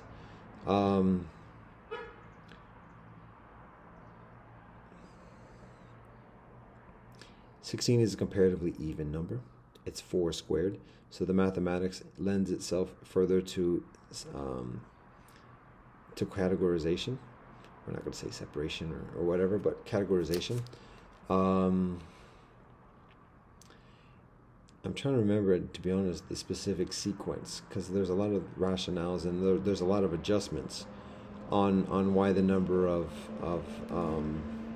16 for the clans. And we don't teach this as part of our regular education program, to be honest. This is extra. Like I said, this is plus, because this is not for everybody. As I said, this is particularly for kinfolk of mixed heritage, and it's helpful, particularly for kinfolk of mixed heritage, to relate when looking at one's own personal heritage and trying to find connection and further towards that. So, and also be able to connect with others. Many kinfolk have heritage from multiple regions, so this is part of that process. Also, as a further side note, part of the methodology of the cultivating clan system amongst mixed heritage people involves a matrilineal process. So that's, the clans are determined based upon a person's mother for a number of reasons, and there's a matriarchy based upon the guidance of the Gaya Nashigoa, which is the law of the Great Peace of Haudenosaunee tradition. So there is substance. Like I said, it is legit, but it's a work in progress, and so this is some of the basics of it. 16, like I said, it's a comparatively congruent number, or symmetrical number, 4 squared, cuatro squared, and I'm trying to think, is there anything else? It kind of naturally lends itself in terms of the I mean, if you have a lot of numbers, it's less effective. If you have too few numbers, then it's not specific enough. So this was a fair balance of 16. In addition to that, one of our rubrics of ethics, the world ethos. Again, this is part of our foundation of what we practice and teach. It's particularly what we practice. We less imposing upon teaching it as a doctrine or whatever, but it is a very strong foundation of our practice, because it's ethics. Peace, well, ahimsa ubuntu veritas haya shumaka hige samadhi shama shabona narapna samafakadi misadaji gambaro, forgiveness. That's 16 principles. So that 16 is not a magic number per se or otherwise, but it does lend itself to that because it does factor into this as well. So, anyways, there's 16 clans. Now the clan regions are basically divided by by rivers and river regions, and basically those lines are drawn based upon the perceived and experienced congruence of the civilizations in those regions. So very it actually goes through a process through the years, even up till just recently, of adjustments. But I've gone a lot into this already, so I won't go into further basics. This does factor into the identification of the teachers on the list 124, because particularly when we're looking at parity in terms of representation from the different regions of the world, this is a way of factoring that parity and further. So it does play into the policies. The subjectivity factors into the policy. It's little avoiding that.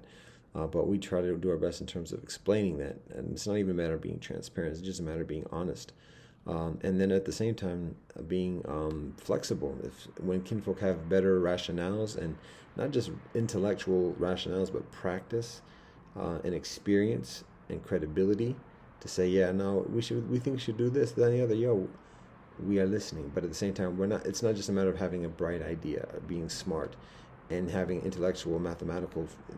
We need to see some trod. We need to see some, like, living the deeds and living the creeds, and that's part of it too. To be honest, by creeds, I'm talking about ethics again. So anyway, 16 clan regions based upon the rivers, generally based upon like the congruence of the civilizations in the areas. Actually, to be honest, it's actually revised since this printing, if I recall correctly. What would have been different? There it is. Yeah, so this is actually, it's been adjusted even since then, because the region here, which is the elk, it actually goes here in between, just like with the European East Asian distinction. This continues through what is known as the Rockies, the mountains here in the Western Hemisphere, here, actually, between the two rivers here. So it doesn't do this at this point. So this is the region of the Beaver, and it includes the Inuit River here. And then there's a distinct, this is all one clan region right here, which is the Rabbit. And then Tatanka is here, the plains of the Lakota, the plains of the Lakota. And this is still the elk on this side. So that was one of the adjustments. That's pretty much the one. Oh, actually, I will say this, and then we'll get off the clans, and we'll get, God willing, we'll go into the teachers at this point. One thing I'll share, maybe we should show it. We'll just show the updated map if I'm going to show this. Is this plus plus? COBOL plus plus. Clan systems plus plus. I'm going to this one just because it had what I was looking for before, but it probably will not have this. It's a comparatively recent. Oh, no, wait. Am I doing my dance too soon? No, I'm not doing the dance too soon. This is it. Yeah. All right. Here's the update. And this is one of the reasons why we made this whole thing. Yo, this is thick. This whole thing is color. Expensive. But this is part of the reason why we made it color, so that we can do this. So these are the same, basically the same clan regions, with the most recent adjustments. So and again, this is the concept, and that's the reason why I'm sharing this. Now, all the clans are listed in different shades of green. The different shades of green are just to show the distinction between the clans. There's not a specific designation of any one particular green being attributed to any one particular clan. And there had to be some repetition just for pragmatism. So there is a logic about how that's applied. Basically, I won't get into all those details, but what I'll share with you is the important thing is here, this concept. So I already showed you the distinction of the between the previous map and this one. So this is the elk. You can see the elk right here. That's the elk. Oh, don't sweat the art. Don't sweat the original artwork. Original. We got to say original. This is the clan region of the elk. It includes the Diné Hopi River, the Ute Paiute River, and the Aleut River. This is the Inuit River, and this is the Beaver region, clan region. This is the Rabbit region, and this is the Michi, and that's my pronunciation. That's the indigenous Anishinaabe word for Turtle Island, a part of it. My best rendering of it at this moment. And then this is Tatanka region with the Mississippi and the Apache River here. So I'm not, can I go into all the clans? I did 4. It would be so biased of me not to do the others. All right, fine. Here we go. This is all reverse for me, y'all. So this is not easy. Flexing the skills. So this must be the Orinoco River, the Inca River, and the Tucantin River. And this is all the Sloth clan region. And again, each of the animals is indigenous to that area, generally speaking, and primarily. And each of the animals is also vegan. It's non-predatory. So we deal less of the implication of one clan animal eating another and all those geopolitical snafu type joints. So then what's less visible here is the Guarani and the Aymara rivers that are part of the Lama region that extends all the way to the connecting point of the 2 continents on the Western Hemisphere. All right, and that's an important feature. That's an important concept. Same thing with the Great Lakes region here, and same thing with the Great Lakes region here. Same thing with the Tibetan Plateau. There's a point for all that. Pun unintended. Don't. I'll explain in a second, God willing. So continuing on, we'll go with the, what do we go with? Oh, we'll start with the Jordan River, because that's how we generally go in the sequence. It's somewhat in the reverse order, because usually, as I shared with it in that recitation of the name game, we start with the Nile River. So when we do it in reverse order, we do it just like I did it in that reverse order. Kind of, sort of. Actually, is it? No, because I wasn't planning to do this initially in that way. So if I was going to do this in reverse order, I would have begun with the Apache River, and then Mississippi, and then the Michi, and then Inuit,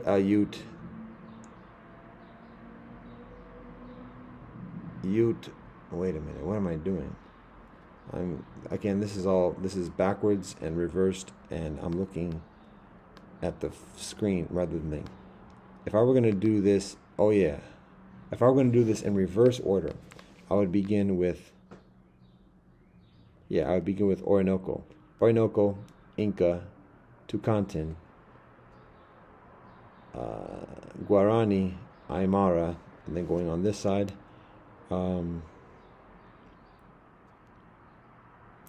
Diné Hopi, Ute Paiute,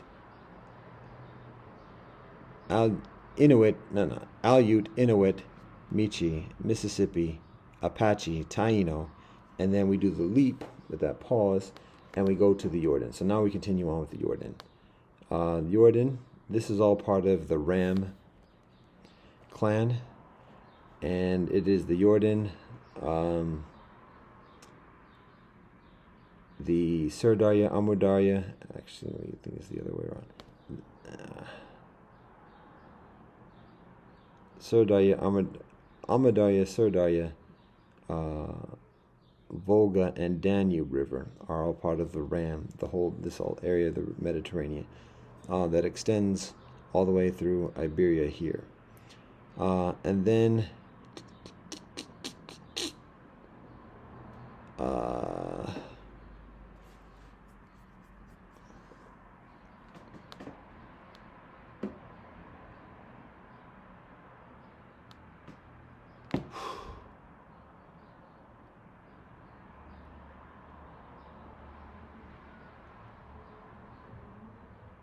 okay, all right.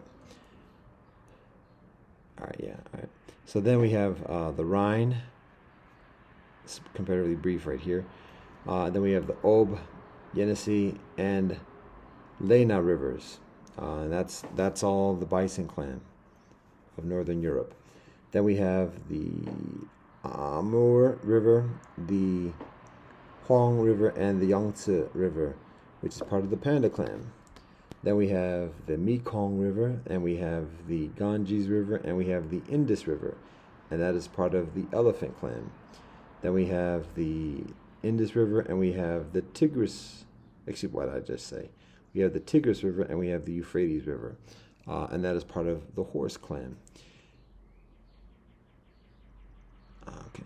Then we have this whole region plus the Zambezi River, which is all predominantly much of East Africa, and the Zambezi River, which is the Giraffe clan. Yes, the zebra's right there, but that's for later on. That's the Zambezi River, and that's the Giraffe clan. Then we have Central Africa and the Congo River, and that's the Gorilla clan. Then we have West Africa here, all the way to the Nile Valley, and that includes the Twi-Ebo River. I'm not going to say the colonial name, but it's a Twi-Ebo River that runs from Ghana to the name of the river as a nation, with the Igbo, the Hausa, the Yoruba, and additional kinfolk, Fulani, and additionally in the vicinity. That is the Ndlovu clan. Wait a minute, that looks like the same one over here. It's different. All right, and then we have the 16th clan on our. Oh, actually, I skipped one. Wow, I skipped one. I'll get that in a minute. Indeed, I jumped over it by accident, inadvertently. There's nothing by accident. Nile is the river that's conclusive, and it's the one we begin with. I said before, we'll go back to the Great Lakes region, and this is the region of the zebra. So that was actually 15. That's actually 15 clans. The one that I skipped, interestingly enough, is the islands. All the islands of the world are a distinct clan, recognizing the unique phenomena of the islands, the important phenomena of the islands. And so that's what we include in between these continents is mindfulness of the island clans and the island peoples, the island lands, and we signify that by this animal here, which is the kangaroo. I think I've been giving myself a paper cut right here. And I still have yet to eat. Fantastic. I'm supposed to be doing the work now. All right, so those are the clan regions. And the beneficial thing to recognize here is part of the methodology. Part of the methodology and the concept is this. Each of the regions obviously is distinguished by the rivers and boundaries, and is basically the line that's drawn is basically the line where the water breaks towards this way and the water breaks towards that way. It's a generalization, simplistic, that focuses on honesty and true of heart. So that's basically where where the water breaks, that's where the line is drawn. Now, there are certain areas where this is basically, it's signified by this light blue. You can see it here in the Great Lakes of the Western Hemisphere. You can see it here by the big water area. The name of it escapes me at the moment, but the big lake here at the junction, near the junction of the two continents on the Western Hemisphere. You can see it here. This is the Tibetan Plateau, plain and simple, which is awesome. And then you can see it here, which is the area of the Great Lakes of the Eastern Hemisphere in Africa, around Tanzania, Uganda, Rwanda, Burundi, Tanzania, Uganda, Kenya. So that's this area right here, right by the Ethiopian highlands and Sepsen additionally. So that's also a light blue area. And then also the area around the Jordan River is a blue area. Now these are juncture points. And there's a diplomacy here, so that rather than attributing this to any particular one clan because of it, particularly its significance, and because of its location as a juncture point, and it's because of its spiritual significance, its geographical significance, and additionally, these are like shared areas where all the clans have it as part of its own being. Now, some of it is attributed just to one clan, or specifically to one clan, but not exclusively to one clan. For example, the Rabbit clan here is the Great Lakes and the area around the east coast of the continent, of this part of the continent. So those who are from this area and additionally are part of the Rabbit clan. However, it's also part of each of the other clans. Same thing with the Great Lakes. The Great Lakes are part of the Zebra clan. Actually, that's not accurate. That's not accurate. Each of the different lakes flows in a different direction. That's different from here in the Great Lakes. All the Great Lakes flow in the same direction. Each of these Great Lakes flow in a different direction, and each of those Great Lakes are part of a different clan. The lake that is the tributary of the Congo River, that's the Gorilla.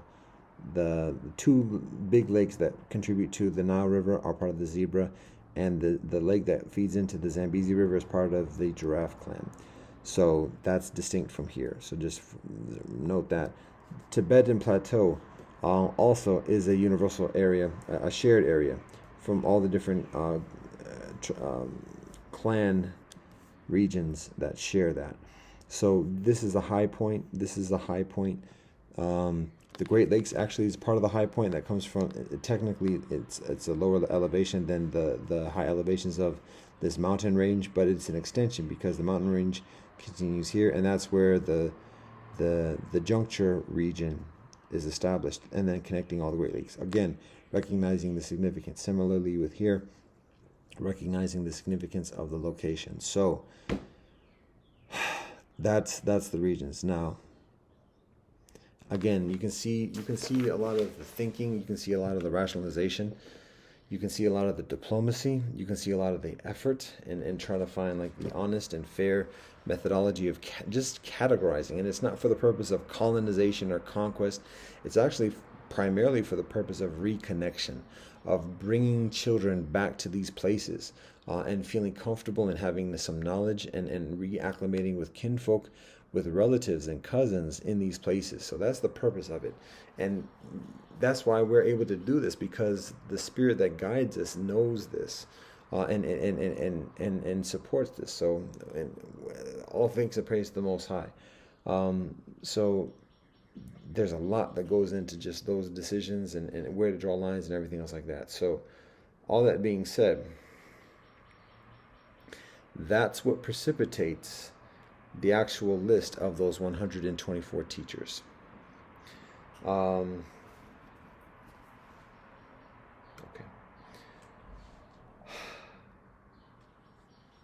So basically just two things at this point. We'll see. We're getting long into this now, y'all. And this is all sneak preview. Like, I'm supposed to be putting this together and presenting it. And this might be be in lieu of any kind of or any extended introduction, because this is fatiguing. And I'm not trying to guilt trip or whatever else. I'm just stating facts. And oftentimes when we say something that takes away from the angst to write it, and when we write something that takes away from the angst of presenting it or proclaiming it verbally. So that's just the nature of things. So again, this is the list of 124.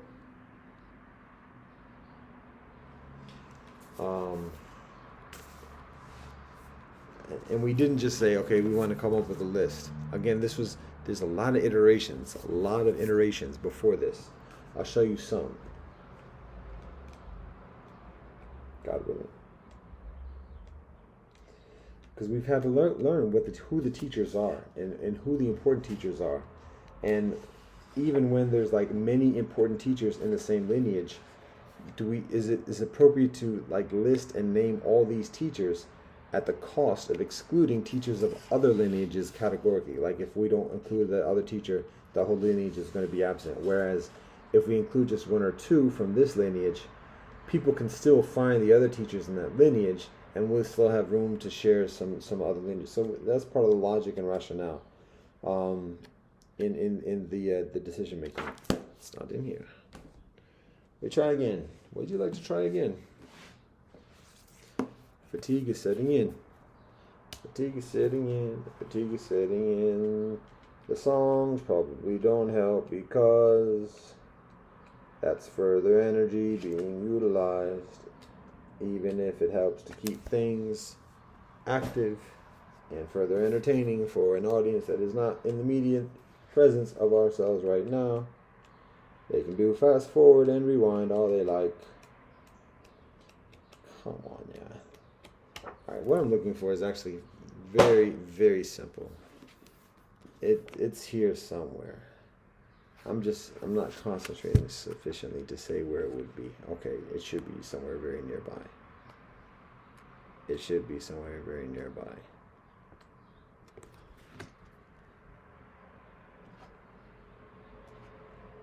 Okay. Oh, yo. All right. We just found something that's beneficial to include here. It's actually very beneficial and very relevant. All right. We're getting warmer. We're getting warmer. We're getting warmer. Oh, wait a minute. Oh, D. We just found something very valuable, and like we forgot about this. Okay, well, it's actually not what we're looking for specifically. It's actually next level is what we're looking for, or next level beyond what we're looking for. Reminded of something.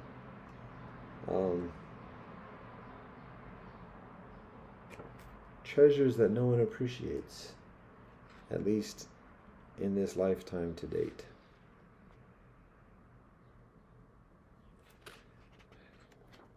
It has to be somewhere here.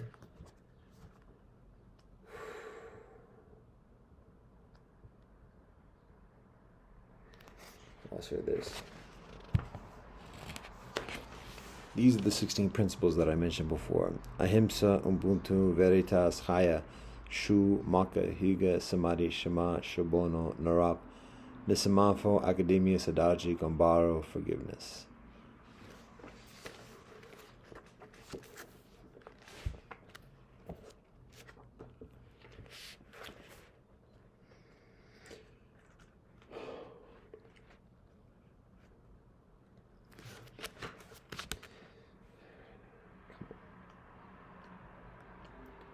Alright, it's probably near here, yeah? Near here, yeah? Okay. It's so funny. The tantalization.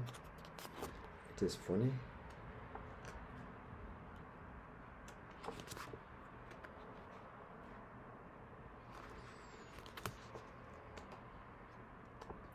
Ah, come on now. You are right here.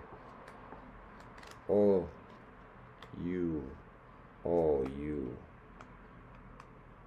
And it's probably at the beginning because it's foundational. It's like, oh, let's put it at the beginning. So it's not going to be where it usually is listed because it's at the beginning. And once we put it at the beginning, we don't have to put it everywhere else because that's extra pages and it's color. So don't tell me that's recommendation. That's what it is. Okay. A lot of this material is like basic stuff that we work on through the years, and so when we see something and we say, okay, yeah, this other component should be here because that's the standard material. The material for this was edited again because it's huge, and there was stuff that was left off of it. So a lot of the repetition in compiling those materials, whatever. Here's what we were talking about. From all of our studies, again, you can see, boom, boom, boom, boom, boom. What's going on with this glare thing? What's going on with that? Come on, there you are. So those are the scriptures that I mentioned before: Torah, Bhagavad Gita, Digha Nikaya, the Gospels, Quran, Tao Te Ching, that I showed physically. This is the extended list that I showed as well. This is accumulated through the years. This is adjusted through the years. Now, this. I got all these markers going on, all these page joints going on. All right, this. Wait a minute, am I showing the right thing here? Oh no, this. Okay, wow, I can't even see now.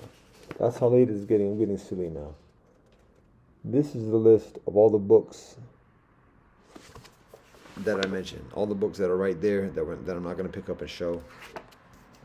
That's what this list is. So now you can have that generally for the record. Presumably, it's throughout the materials that we post regularly. So now what I'm actually showing you right now, those are the books. Now we're showing you the teachers, most of whom, or many of whom, provide those books, and then additional teachers as well. So these are 10 teachers that we focus on. Krishna, Sri Bhagavan, Abraham Avinu, Menelik, Rastafari, Li Da Te Ching, Siddhartha Bodhisattva, Yeshua Rabbani, Muhammad Sallallahu Alaihi Wasallam, Diganwita Gayana Shagoa, Martin Luther, Hallelujah, and Robert Nesta, One Love. That's a list of those 10 teachers. Again, those 10 teachers are selected for the reasons I just mentioned about lineage and significance and otherwise. And it's 10. It's very basic. That comes from the Beautiful Convo, level 2, and accessible. There's a follow-up list of the mothers of those teachers: Devyaki, Amit Lai, Imenu. I'm buttoning my button right now, so wait a minute. Oh no, it's still there. Okay. Amit Lai, Imenu, Makeda, Nigasita Makeda, Lima, Maya Sakya, Maryam Bat Joachim, Amina Salah Alayhi Allah Wasalam, Kanoha Wyandotte, Marguerite Luta, and Sedilla Booker. So those are the teachers. And the teachers of the teachers. That's the second list right there. Then we have, and again, this is cultivated again through years. Oh, I just lost my page. This is cultivated through years of practice, study, meditation. A lot of this is revealed exactly when we're meditating and saying, okay, think about this teacher. Oh, think about this direction. Oh, you've admitted something here. So this is part of the process. That's why we emphasize like prayer and meditation, because so much of what I'm presenting is revealed and guided and shared and suggested exactly in the midst of prayer and meditation. So it's like looking something up and giving that credit. That's how much is due in terms of honor and recognition. So this is an initial list of 36 teachers, and so the concept with this is doing the Chinese methodology of 3 sets of 3, so 9, the number 9, and recognizing that our list of 10 teachers here, I think that's okay.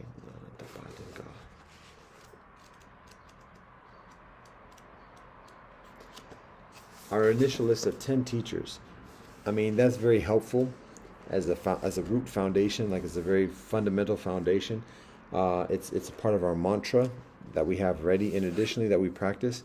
But at the same time, 36 teachers is further direct towards the lineages and covering the different connecting and relating with the different communities, and additionally. And so these are 36 teachers, and it's not trying to be some perfect, exact whatever. This is just naturally flows from what we do, what we practice, what we meditate on, what we pray, what we trod. So we do our best to represent, and there is that intentionality, but we don't have a calculator. This is a calculator. Maybe it's an old calculator, a counter, a finger counter. It's not that kind of like intentional. It's just like guidance. So, and again, the number 36 is just a matter of the methodology of remembering 3 sets of 3, and then we have 4 sets of those. But hey, so that's what it is. And so we had that number specifically of 36, and then like identifying what 36 to include within that based upon what we study, the scriptures that I showed you, the aggregate list, and what we just find influential and present within our life as a world being. So those are 36 teachers. And when we saw there was an absence, like you can see some of these are actual absence of teachers, is just tribes or peoples. We just include that as a mindfulness and as a guidance to find a teacher from that tradition to fill in that space. So that is an initial teacher. It's part of the roots of the 124. Generally speaking, the vast majority of these are included on that list of 124. As I'm looking at it at the moment, this is the first time I think about it or look at it. Basically, wherever there are a few absences. Wherever there's an absence, is generally because the person who is absent from the list of 124 is a student within the lineage of one of the other teachers that's included here. So again, like I said, by that logic, it's still included.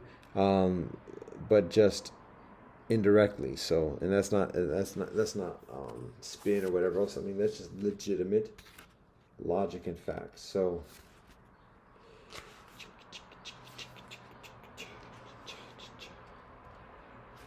I'm looking at this like I'm reading this, and that's not my point here. But I was talking about songs and stories. I just thumb marked this. I don't even know how visible this is. This is a list of some of the stories that we share, that we have available. That's what some of these publications are those writings of those stories. So that's a lot of stories. That's a lot of stories. Actually, it's not a lot of stories. There's so many further stories. There's some songs on here too, if you look at the title of the joint. We did a playlist, side note, we did a playlist of Bob Marley songs, Bob Marley and the Wailers songs. One song for each chapter of the Tao Te Ching based on the topic of that chapter. What's going on? We want to reason about that. Who's up? Anyway, who's actually watching 2 hours into this joint? Is this recording? I think I did one yesterday. It was not recording. All right, I think this is recording. Oh, do we have space? I probably should check that at some point. I'm sitting back because I don't feel like I need to, because it has 20 some odd gigs, so I think we should be okay. Now, again, like I said, there's been layers to this because we have additional lists of teachers for different topics, from different heritage, for different reasons. So this all factors into it as well, into that list of 124. And that 124 is not the end all to be all type situation. It's a foundation, to be all end all, whatever. I'm looking through this like I'm reading it. I'm supposed to be going through something specific, and I had my finger on it because it didn't.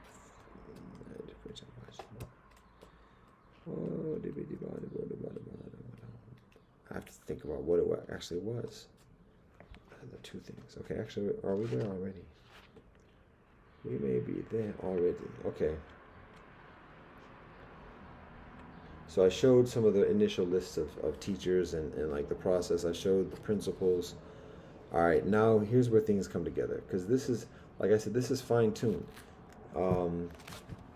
And even some people, to be honest, if I imagine this being like an academic center or whatever, or a think tank or whatever, I can imagine like people being very concerned about intellectual property and just revealing this information, because so many people can just take this information and just duplicate it and mass produce it or whatever else and establish it as one's own.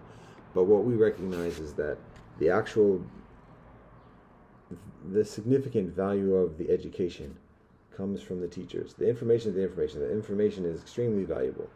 But like the significant value, is there a difference? Yes. Whatever. Heart, spirit of the words.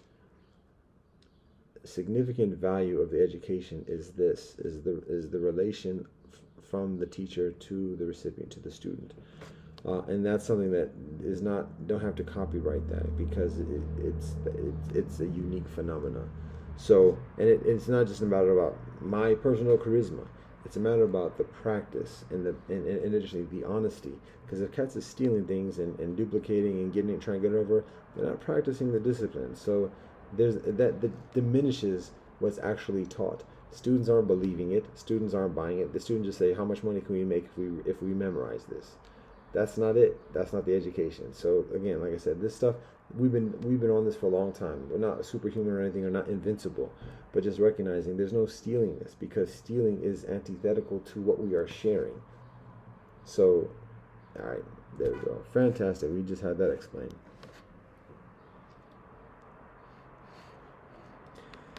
All right. We've shared a list of 124 names. So, I'm trying to think if there's anything else. I had my finger on something else before I got here. I think I already shared that page though. So we can continue. This is actually some decent information here. This is actually a compilation of much of our material, so I should probably remember that when I'm looking for something again. That's one of the reasons why we make it in color.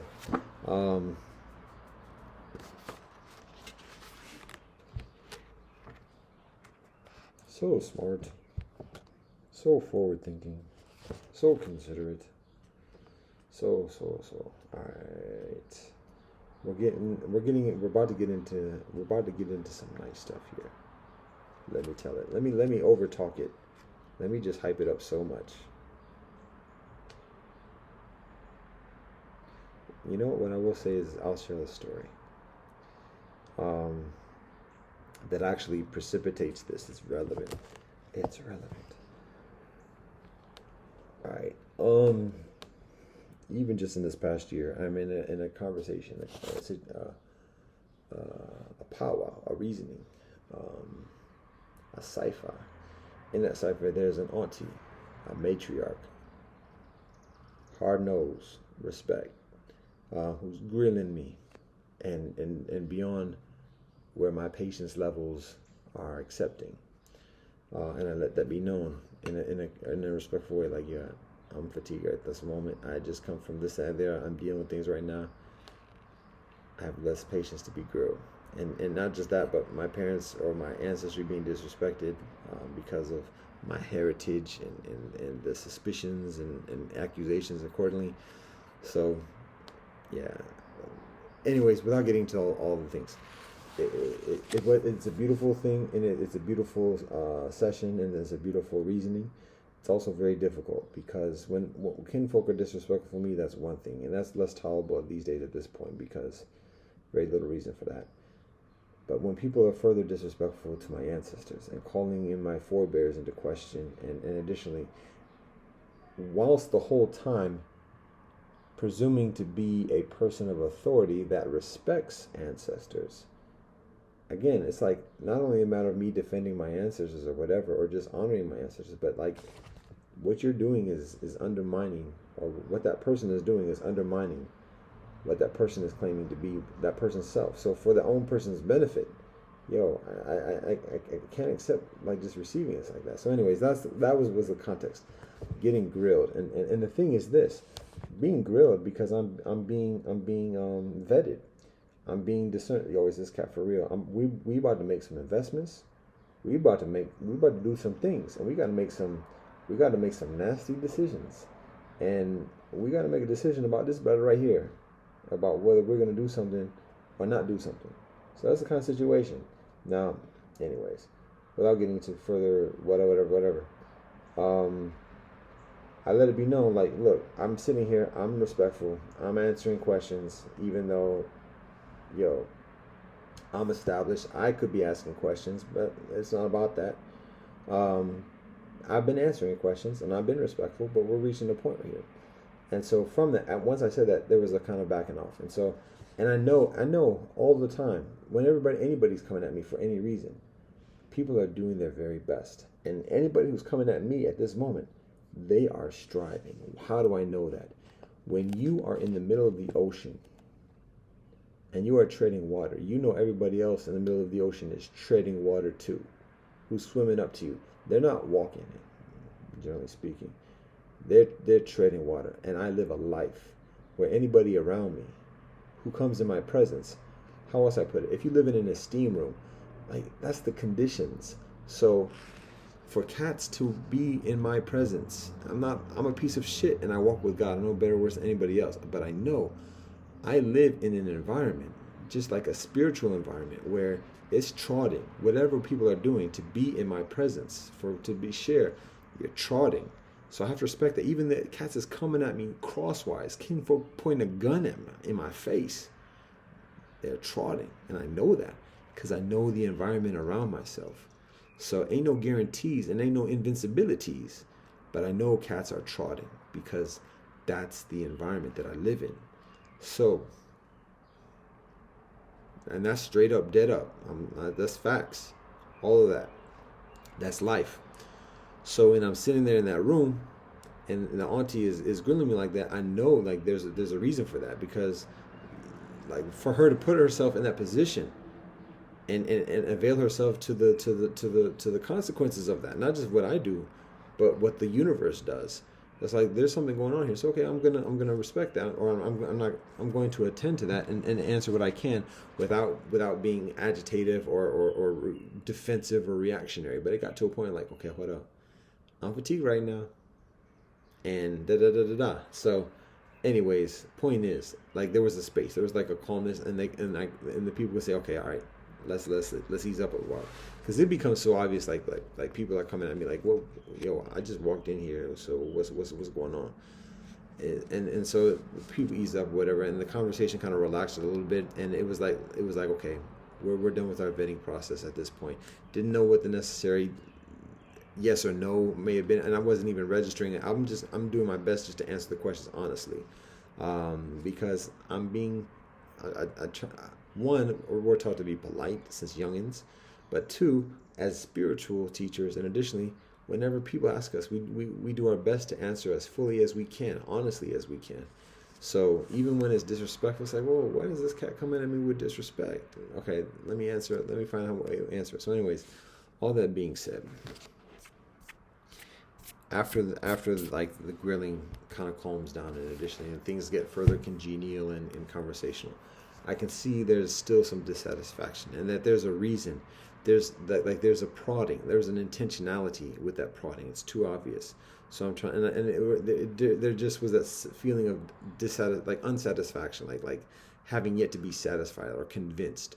And with all my nice responses and all my deflections and shields and whatever else, like still being unconvinced. And again, this is a matter of like, am I valid? Are we valid with what we do in our work and everything else like that? And so eventually I recognize that, and as things were calmed down and I'm not defending myself, then I say, okay, you know what? I have that in my mind. I can share some positive things, because I always work towards solutions, and I can share some positive things. But now I'm thinking, do I share this here? Now, like, is this going to be respected? So now I'm thinking, I'm doing the deliberation about what the conditions are. So again, the rationale and the conditions are such that I say, okay, yeah, I'll share this. So I'll say, okay, I'll give you an example of what I'm talking about. So then in giving that example about the educational methodology, because again, a lot of people can be like this, like what I've been doing for the past 2 hours. But then I shared this particular thing, a concise, tangible, old-time religion type of response. And I said, all right, I'll give you an example about our study methodology. And then I shared much of what I already shared here today in this 2-hour joint. 2-hour plus joint. 2-hour plus light joint. Did I not see this a few hours ago? I wanted to just pull it, but then I imagine the button's just going to pop out. So I share the basic premise, basic methodology of our learning, our study program. And I shared, okay, let's look at the map of Africa. And we can see that there are 4 big rivers, predominant rivers in Africa, that flow in a different direction. And so that's, again, the Nile, the Twi Ibo, the Congo, and the Zambezi. All right. Now, when we recognize that, then we look at a basic set of principles, ethics, that are generally known within the African diaspora, particularly in this continent, amongst the people of African ancestry. We're not creating it. We're not establishing it. We're not proclaiming it. This is not the results of our studies or whatever. This is established. It's already a commonly known thing. So what is a set of principles within the culture that people already know and respect and acknowledge, if other than is codified in like doctrinal law? And so within the African experience, the Pan-African experience here on this continent particularly, we see Kwanzaa, and we see the 7 principles of Kwanzaa. Umoja, Nia, Kumba, Ujima, Ujama, Kujichagulia, and Imani.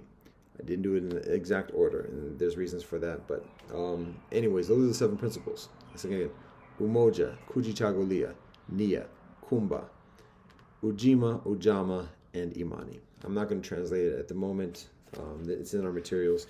But I share that. She knows that. She has the frame of reference. But then she says, okay, there's some substance here.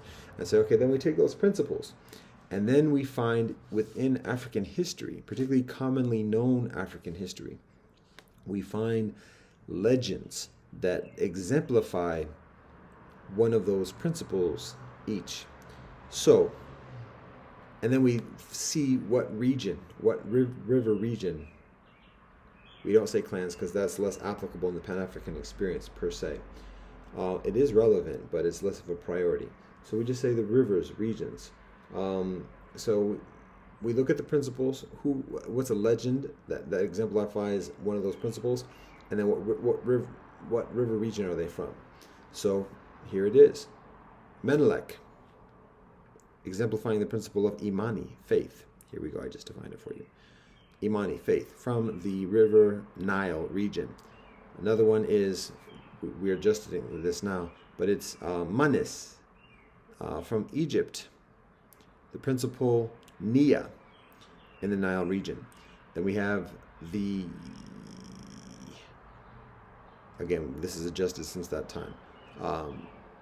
We have Maulay Ishmael of the Moors, exemplifying Kumba, creativity, in the region of the Twi Ibo River. Then we have Mansa Musa from Mali, and exemplifying the principle of Ujamaa from the Twi Ibo River. We have Mvika, and that's adjusted also. It's another king. But Mvika, for the point being, from Congo, from the Congo region, exemplifying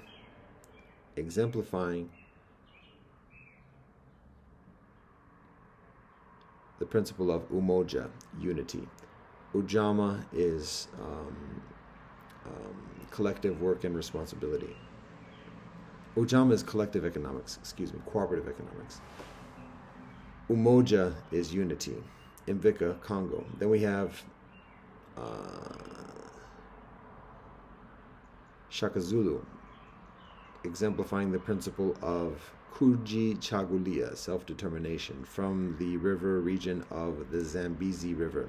And then we have Imbatian, which is an adjustment from the original iteration of the Maasai, exemplifying the principle of Ujima, which is collective work and responsibility, and coming from the Zambezi River.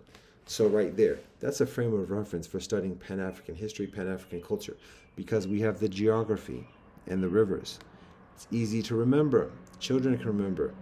Do songs to this, and additionally, we have the principles of cooperation and connection, where we practice our rituals with each other, and we have the legends to have as examples of behavior, people to go to, the storytelling, and additionally, all within that list of 7 people and 7 principles in those 4 regions of rivers.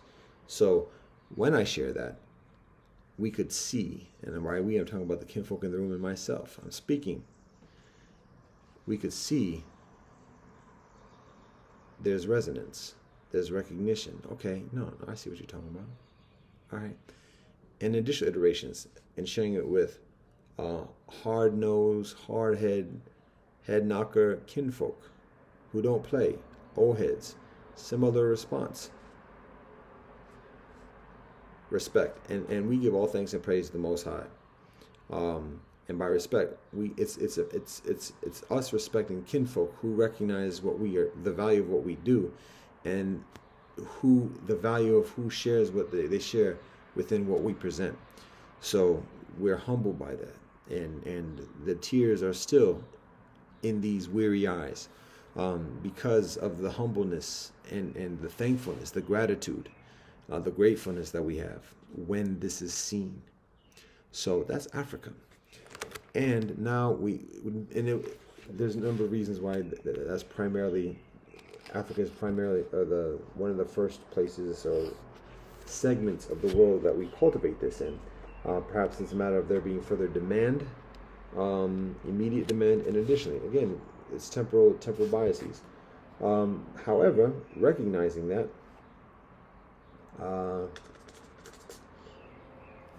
we construct similar lists for a similar pan-heritage, pan-heritages, put it that way. So by that, we do a list for Pan-Asia, we do a list for Pan-Europe, we do a list for Pan-Mediterranean, we do a list for Pan-Native, in addition to the Pan-African list. We also do a list for Pan-Mixed Heritage, all the different types of mixed heritages there are on this earth. We do another list for that. So we have 6 lists of Pan-Heritages, and that is what further leads to this compiled list. This is a list of those Pan-Heritage lists, because initially what we plan to do is construct a book for each of those Pan-Heritages so people can study distinctly what their own Pan-Heritage is. But at this point, what we're looking at is just putting it all together as one World Lit study program. So the World Lit study program, as it exists at this moment, exists as I'm sharing it and preparing it at this moment, and I'm supposed to be, we're going to have to call it quits today because the shadows are already stretchy. I have yet to eat lunch, and it's past dinner now because we 2.5 hours into this. Oh, look at, it's all this device's fault. It's all my fault. We've been in the process since that conversation this past year, and amidst everything else that's going on, we are in the process, and we've completed like right there. Actually, I do have to go. All right, yeah, all right, I have to do that. All right. Okay. We'll be okay. Wow, I thought I was gonna eat. I'm actually gonna leave here before I eat. Hamika. Okay. Yo, we done. Oh, I just spilled some curry. We just gonna put that in the mix. I just made these greens. You gonna let them sit even longer? What you talking about? You better eat those greens. All right, come on now. That's enough of that. But we're gonna make sure we put this curry to work. Put this curry to work. No NBA reference intended with that statement. All right. Seriously, I thought I was gonna have some food in my stomach before leaving these doors again. What? Oh, does the guilt feel? Am I hitting the surveillance enough to say, oh, let Peter eat, let him eat, let him cook, let him eat? All right.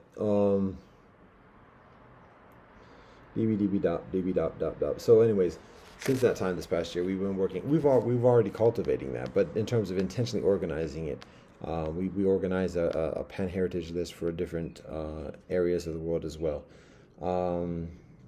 Same premise. Looking at the different regions, and that actually isn't the same congruent exactly, because the Mediterranean is a little bit of a it's not a quagmire, but it is a that word that means distinct, anomaly. How about that? It's somewhat of an anomaly, and this whole thing is just amazing to study, and it's a blessing to like immerse oneself in, and we're trying to share it in a way that is accessible and prudent and most readily.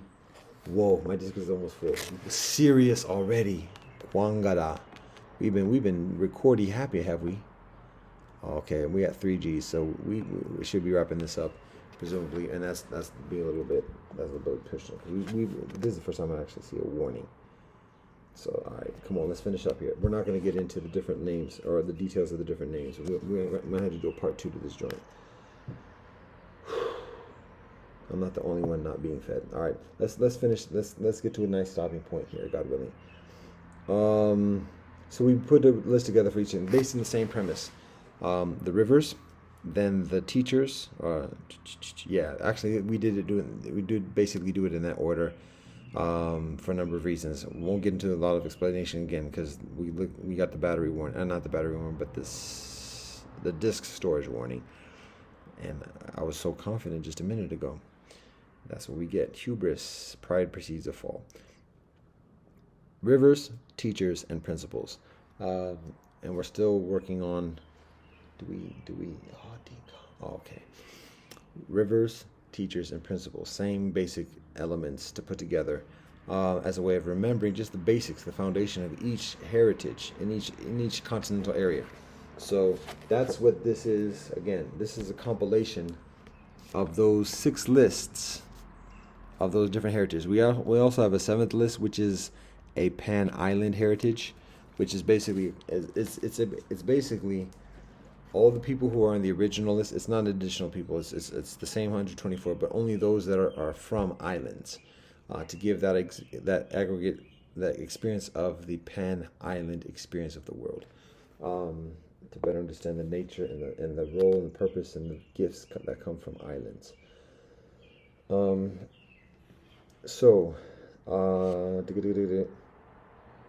right, I'm going to skim over these parts of it because, again, storage, and there's an additional component to share. Indeed, okay.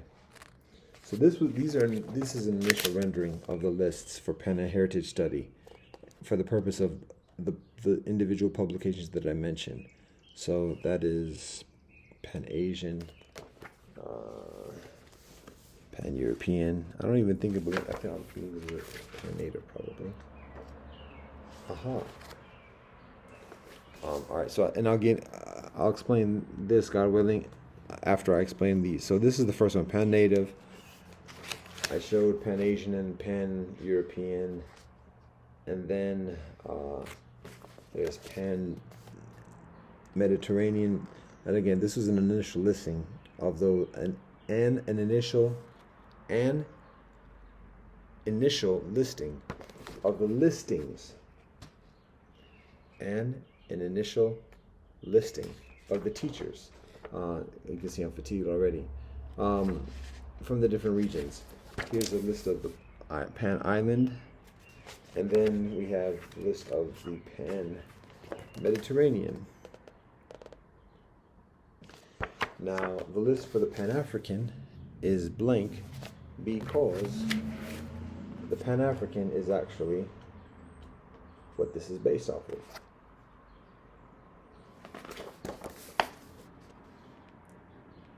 So, this actually becomes, again, if you can see, it's described as a learning program, because it's not just those four lists that or that list of three things of the river, teacher, and principles that I mentioned. It gets further deep, and this is the mechanics of the further extensive learning program. So we have the rivers, have the ethics that I described, and then the teachers, we call it here legendary champions. Then we have the yearly calendar of observances. So what this means is that looking at the major observances, as I showed you the calendars before, within each of those pan-heritage communities, Asia, Europe, Mediterranean, Africa, I said Europe, native, and mixed heritage. What are the major rituals during the course of each year in each of those traditions? So now we identify a rhythm, a cycle of observances, and where we share the songs and stories. And again, this is initially particularly for people who are of mixed heritage to get reacclimated, but it's for anybody for constructive purposes. So identifying those observances and then getting attuned with that. In addition to that, establishing a year-long course of study, a weekly course of study. And so these initial lists actually have writings, and that's part of what was a little bit involved in constructing these lists initially, is identifying classic written texts within that heritage to study on a regular basis. This is an example of Pan-Asian, and this is in the list at the moment, because it's a little bit next level, and it's like we have to work up to get up to sharing this. But the rationale or the methodology is identifying texts, not just for 1 year, but just every year, a sequence of texts that are like the classics from the heritage, so that everybody in that heritage is studying or knows about it or has some reference. So it might be just a greeting card, not a greeting card, but it might just be like a blurb or whatever, a post of like, hey, this week is Upanishads, or hey, this week is Tao Te Ching, or hey, this week is da da da da da. But it's at least people know, even if they're not studying it, they have a mindfulness, and that those that are further motivated and learn it and obligated, Like they study some component of that, and it doesn't necessarily have to be the entire text, but just a chapter or whatever else. And then week by week, there's some continuity and some momentum, some strength, some coalescence within the heritage and pan-heritage community. So that's a further step in levels to this methodology and study program. Like I said, we're already doing that with what we refer to as Tobadi Gokadao. So we have the observances, we have the study schedule, and then there is one other component, which is, well, actually two. I already mentioned the clan systems, and there's encouragement for anybody from any tradition to be increasingly acclimated with the traditional clan system of the families, how the families work together with each other, and then the further studies of just language and the cultural studies for people to be further literate in the languages of their ancestors, and additionally. So that's like a lot of the foundation that precipitates the construction of this list. And how fast I move. So then it becomes a process of, okay, let's fine tune this list. We have to have we already got the rivers established. We're going to work with that base of 33 rivers in the distinct regions based on the clans that I showed a few minutes ago. And then now we have to find the teachers and like fine tune that list. Where are the absences? What communities are we want represented? Okay, what's a teacher from that community? And additionally,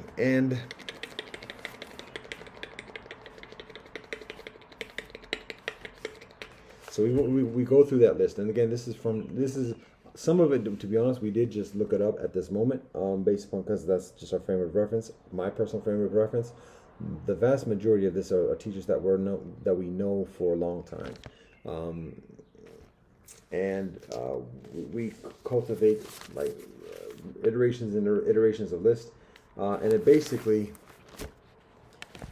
I'm just showing you some brief part of the notes, but just to give some idea what the list looks like before it gets to that 24 list altogether. Like I said, it's the combination of the individual heritages. So okay, I'll show you this. Like this is an example of one of the stages of the list. So this is the Pan-Native list of teachers before it gets included within the list of 24. This is a list of the Pan-African teachers before it gets to the list of the 24. This is the list of the Pan-Asian teachers before it gets to the list of the 124. This is a list of the Pan-Mediterranean teachers before it gets to the list of the 124. And this is a list of the Pan-European teachers before it gets to the list of the 24. And we have the Pan-Mixed Heritage teachers before it gets to the list of the list of the 124.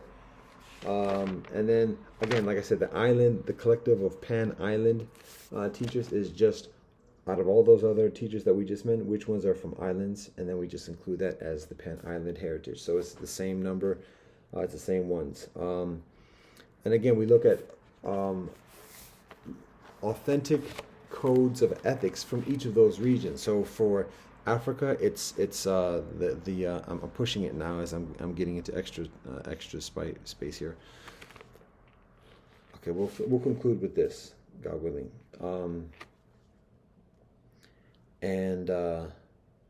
Yeah, my original intention was actually to read that list and to give an explanation of who each of these people are. I've spent 3 hours and I haven't even done that. That's okay. This is appropriate to share, obviously, because it's been done. So we already shared the rivers. I shared basically how the teachers are identified, and it's been years of study. Tooth is extra crooked right now. Years of study, and further additions that are less familiar to my personal reference. That's the teachers. Now the ethics. We look at authentic rubrics of ethics from each region. So rather than like just putting upon a region some foreign kind of standard of ethics, we look at what are well-established, well-known rubrics of ethics that are indigenous to that region. So From Africa, like I said, we look at the 7 principles of Kwanzaa, which comes from the Pan-African experience, Dr. Karenga. Um, we also add 7 principles of Ma'at, which comes from the Husia from Dr. Karenga as well, as rubrics do this way, of principles that are traditionally African. And then, so we added teachers in addition to the 7 that I mentioned already. I'm going to list this with my right hand. So that's Africa. Then for Mediterranean, and part of the process is a map, and the map of this sequence is amazing too. But anyways, it didn't get into that too much at the moment. Mediterranean. It includes the 10 mitzvot from Israel of the 613, but the 10 that Moshe Rabbeinu receives from Mount Sinai. It includes the 6 principles or the 6 mitzvot that Jesus teaches his disciples. And some people might say, "What are you talking about? What 6 principles?" Haha. The 4, or it's actually 7. I think it's actually 7 principles. But Jesus obviously says that the 2 commandments are to love God and love others as oneself. Those are the 2. But then Jesus identifies 5 of the principles that Moshe Rabbeinu shares as the things to do, and he lists those 5 specifically. So that has weight. 7 principles from Jesus, and then 6 principles from Islam, the 5 pillars, and also jihad as an additional principle. That's from Mediterranean. Then we also have 7 Noahide laws. Now that's somewhat of an imposition that comes from the Middle East, but it's applied to other teachers that are outside of those 3 Abrahamic faiths. So I'm not going to get into all that at the moment because, like I said, I've yet to read the list of those teachers. But it begins with Hammurabi, Zarathustra. As I said, no, and continues on. So that's that. Asia, Pan-Asian heritage. So that includes traditional principles from both India and China primarily. That includes the Panchasilas of the Buddha. It includes that, which is also, like I said, connects with the Anivrata of Jainism as well as the doctrines from Patanjali. So there's that. I guess that would be that.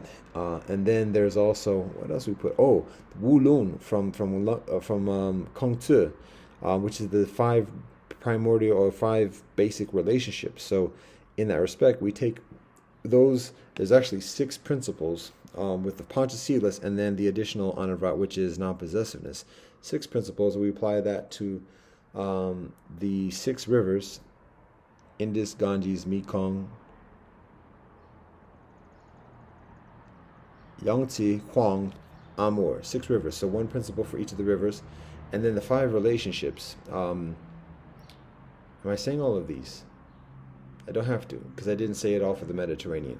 But each of the 5 basic relationships, and then 2 teachers for each of that to signify that relationship. And then for the 6th, non-possession, we make a selection accordingly. So that's Pan-Asian heritage. Then Pan-European heritage, the 9 noble virtues from Scandinavian tradition, and the Welt ethos that Dr. Hans Kuhn constructs with the Parliament of World Religions, and additionally. So those have to be more further than that. No, that's it. 13.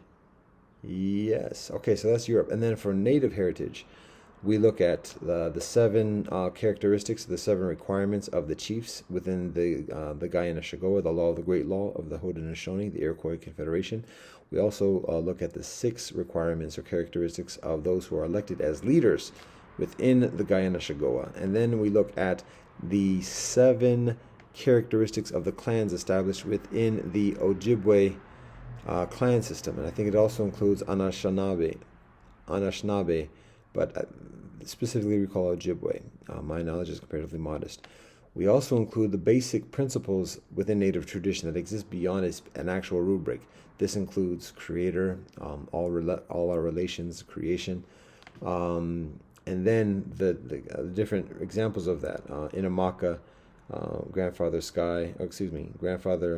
Soleil, grandmother moon, father sky, brother wind, sister water, and further, signifying tangibly those are our relations. As well as the medicine. I think the medicine wheel is included in this as well. And then a basic rubric within Native tradition, which is respect and share.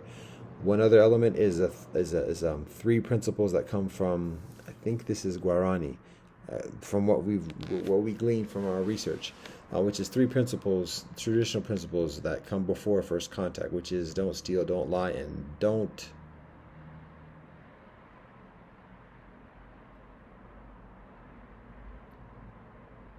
Wow.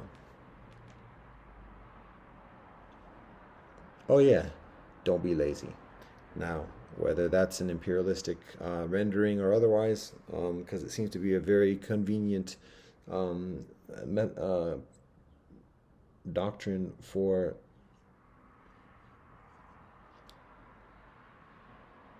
captive practitioners.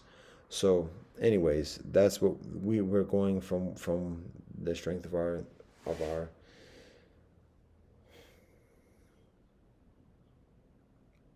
aggregate studies. So there's that. Did I say there's going to be something else?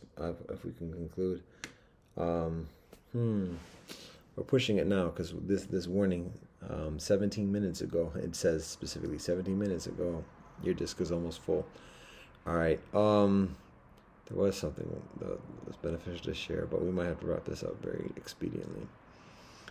Uh, oh, looking at so how we put together the basic information that I shared with you in terms of the rivers and the languages and the calendars, the images that I shared already, just as basic foundation in the publication that we're preparing at this moment. May include some additional of those initial steps that guide it to what that actual list is.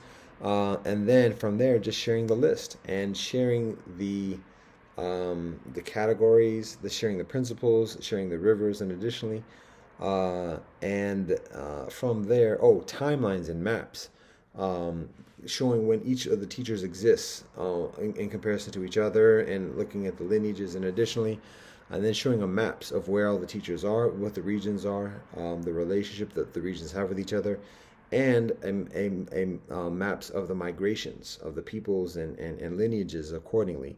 And then from there, having a section where we share the actual biographies of all those teachers, 124 plus, because some of those are two. And we get that information basically from Wikipedia, basically copy paste. Actually, at the moment, just downloaded print versions as PDFs. And so the intention, God willing, is to do the copy paste and then just present that as the biographies for those teachers. It's unoriginal comparatively, but it's what's available at this moment. We're not making money off of this. It's Wikipedia, which is part of the wiki culture. We are contributors to Wikipedia, so there's the sense of propriety accordingly. I can't make it a promise, but it would be beneficial if we forward the information in the links to Wikipedia, and I'll obviously give credit to Wikipedia. Part of the reason and methodology of our practice and our project is, again, we put it on Blurb so that people can purchase it, have a hard copy if they like. We generally make a PDF file available as well, so people can access that and have a digital copy if they like, less expensive. But it's at the same time, it's not a hard copy. We also make available a 100% preview available of all of the material so that people can bootleg it if that's the way people are rolling, without any cost. They can just go to the site and look at it. They can screenshot or whatever each page of the publication. So our purpose is to make it available. And that's part of the reasons why we utilize the Blurb platform. So that's our methodology at the moment. That's our intentionality, God willing. Now, as I mentioned, that's all the methodology for arriving at that list of 124. And I've yet to actually articulate. I've showed the list, but I have yet to articulate verbally who those teachers are. And actually, that's part of my purpose right now, which is one of the reasons I got to go whilst there's still daylight, is to do some further retrievals of articles and additionally accordingly. So, didn't do it all because I was supposed to look at some maps and do some fine tuning in that respect. So that's what I was supposed to do over the past 3 hours. Didn't do it, so it's gonna have to wait. Anything else?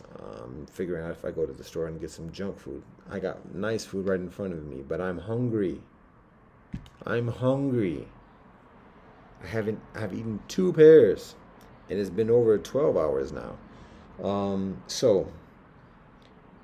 And that's since yesterday. So I've worked 12 hours, but I've eaten 2 pears since yesterday. That's what I've had. and I'm out here in the roads of creation.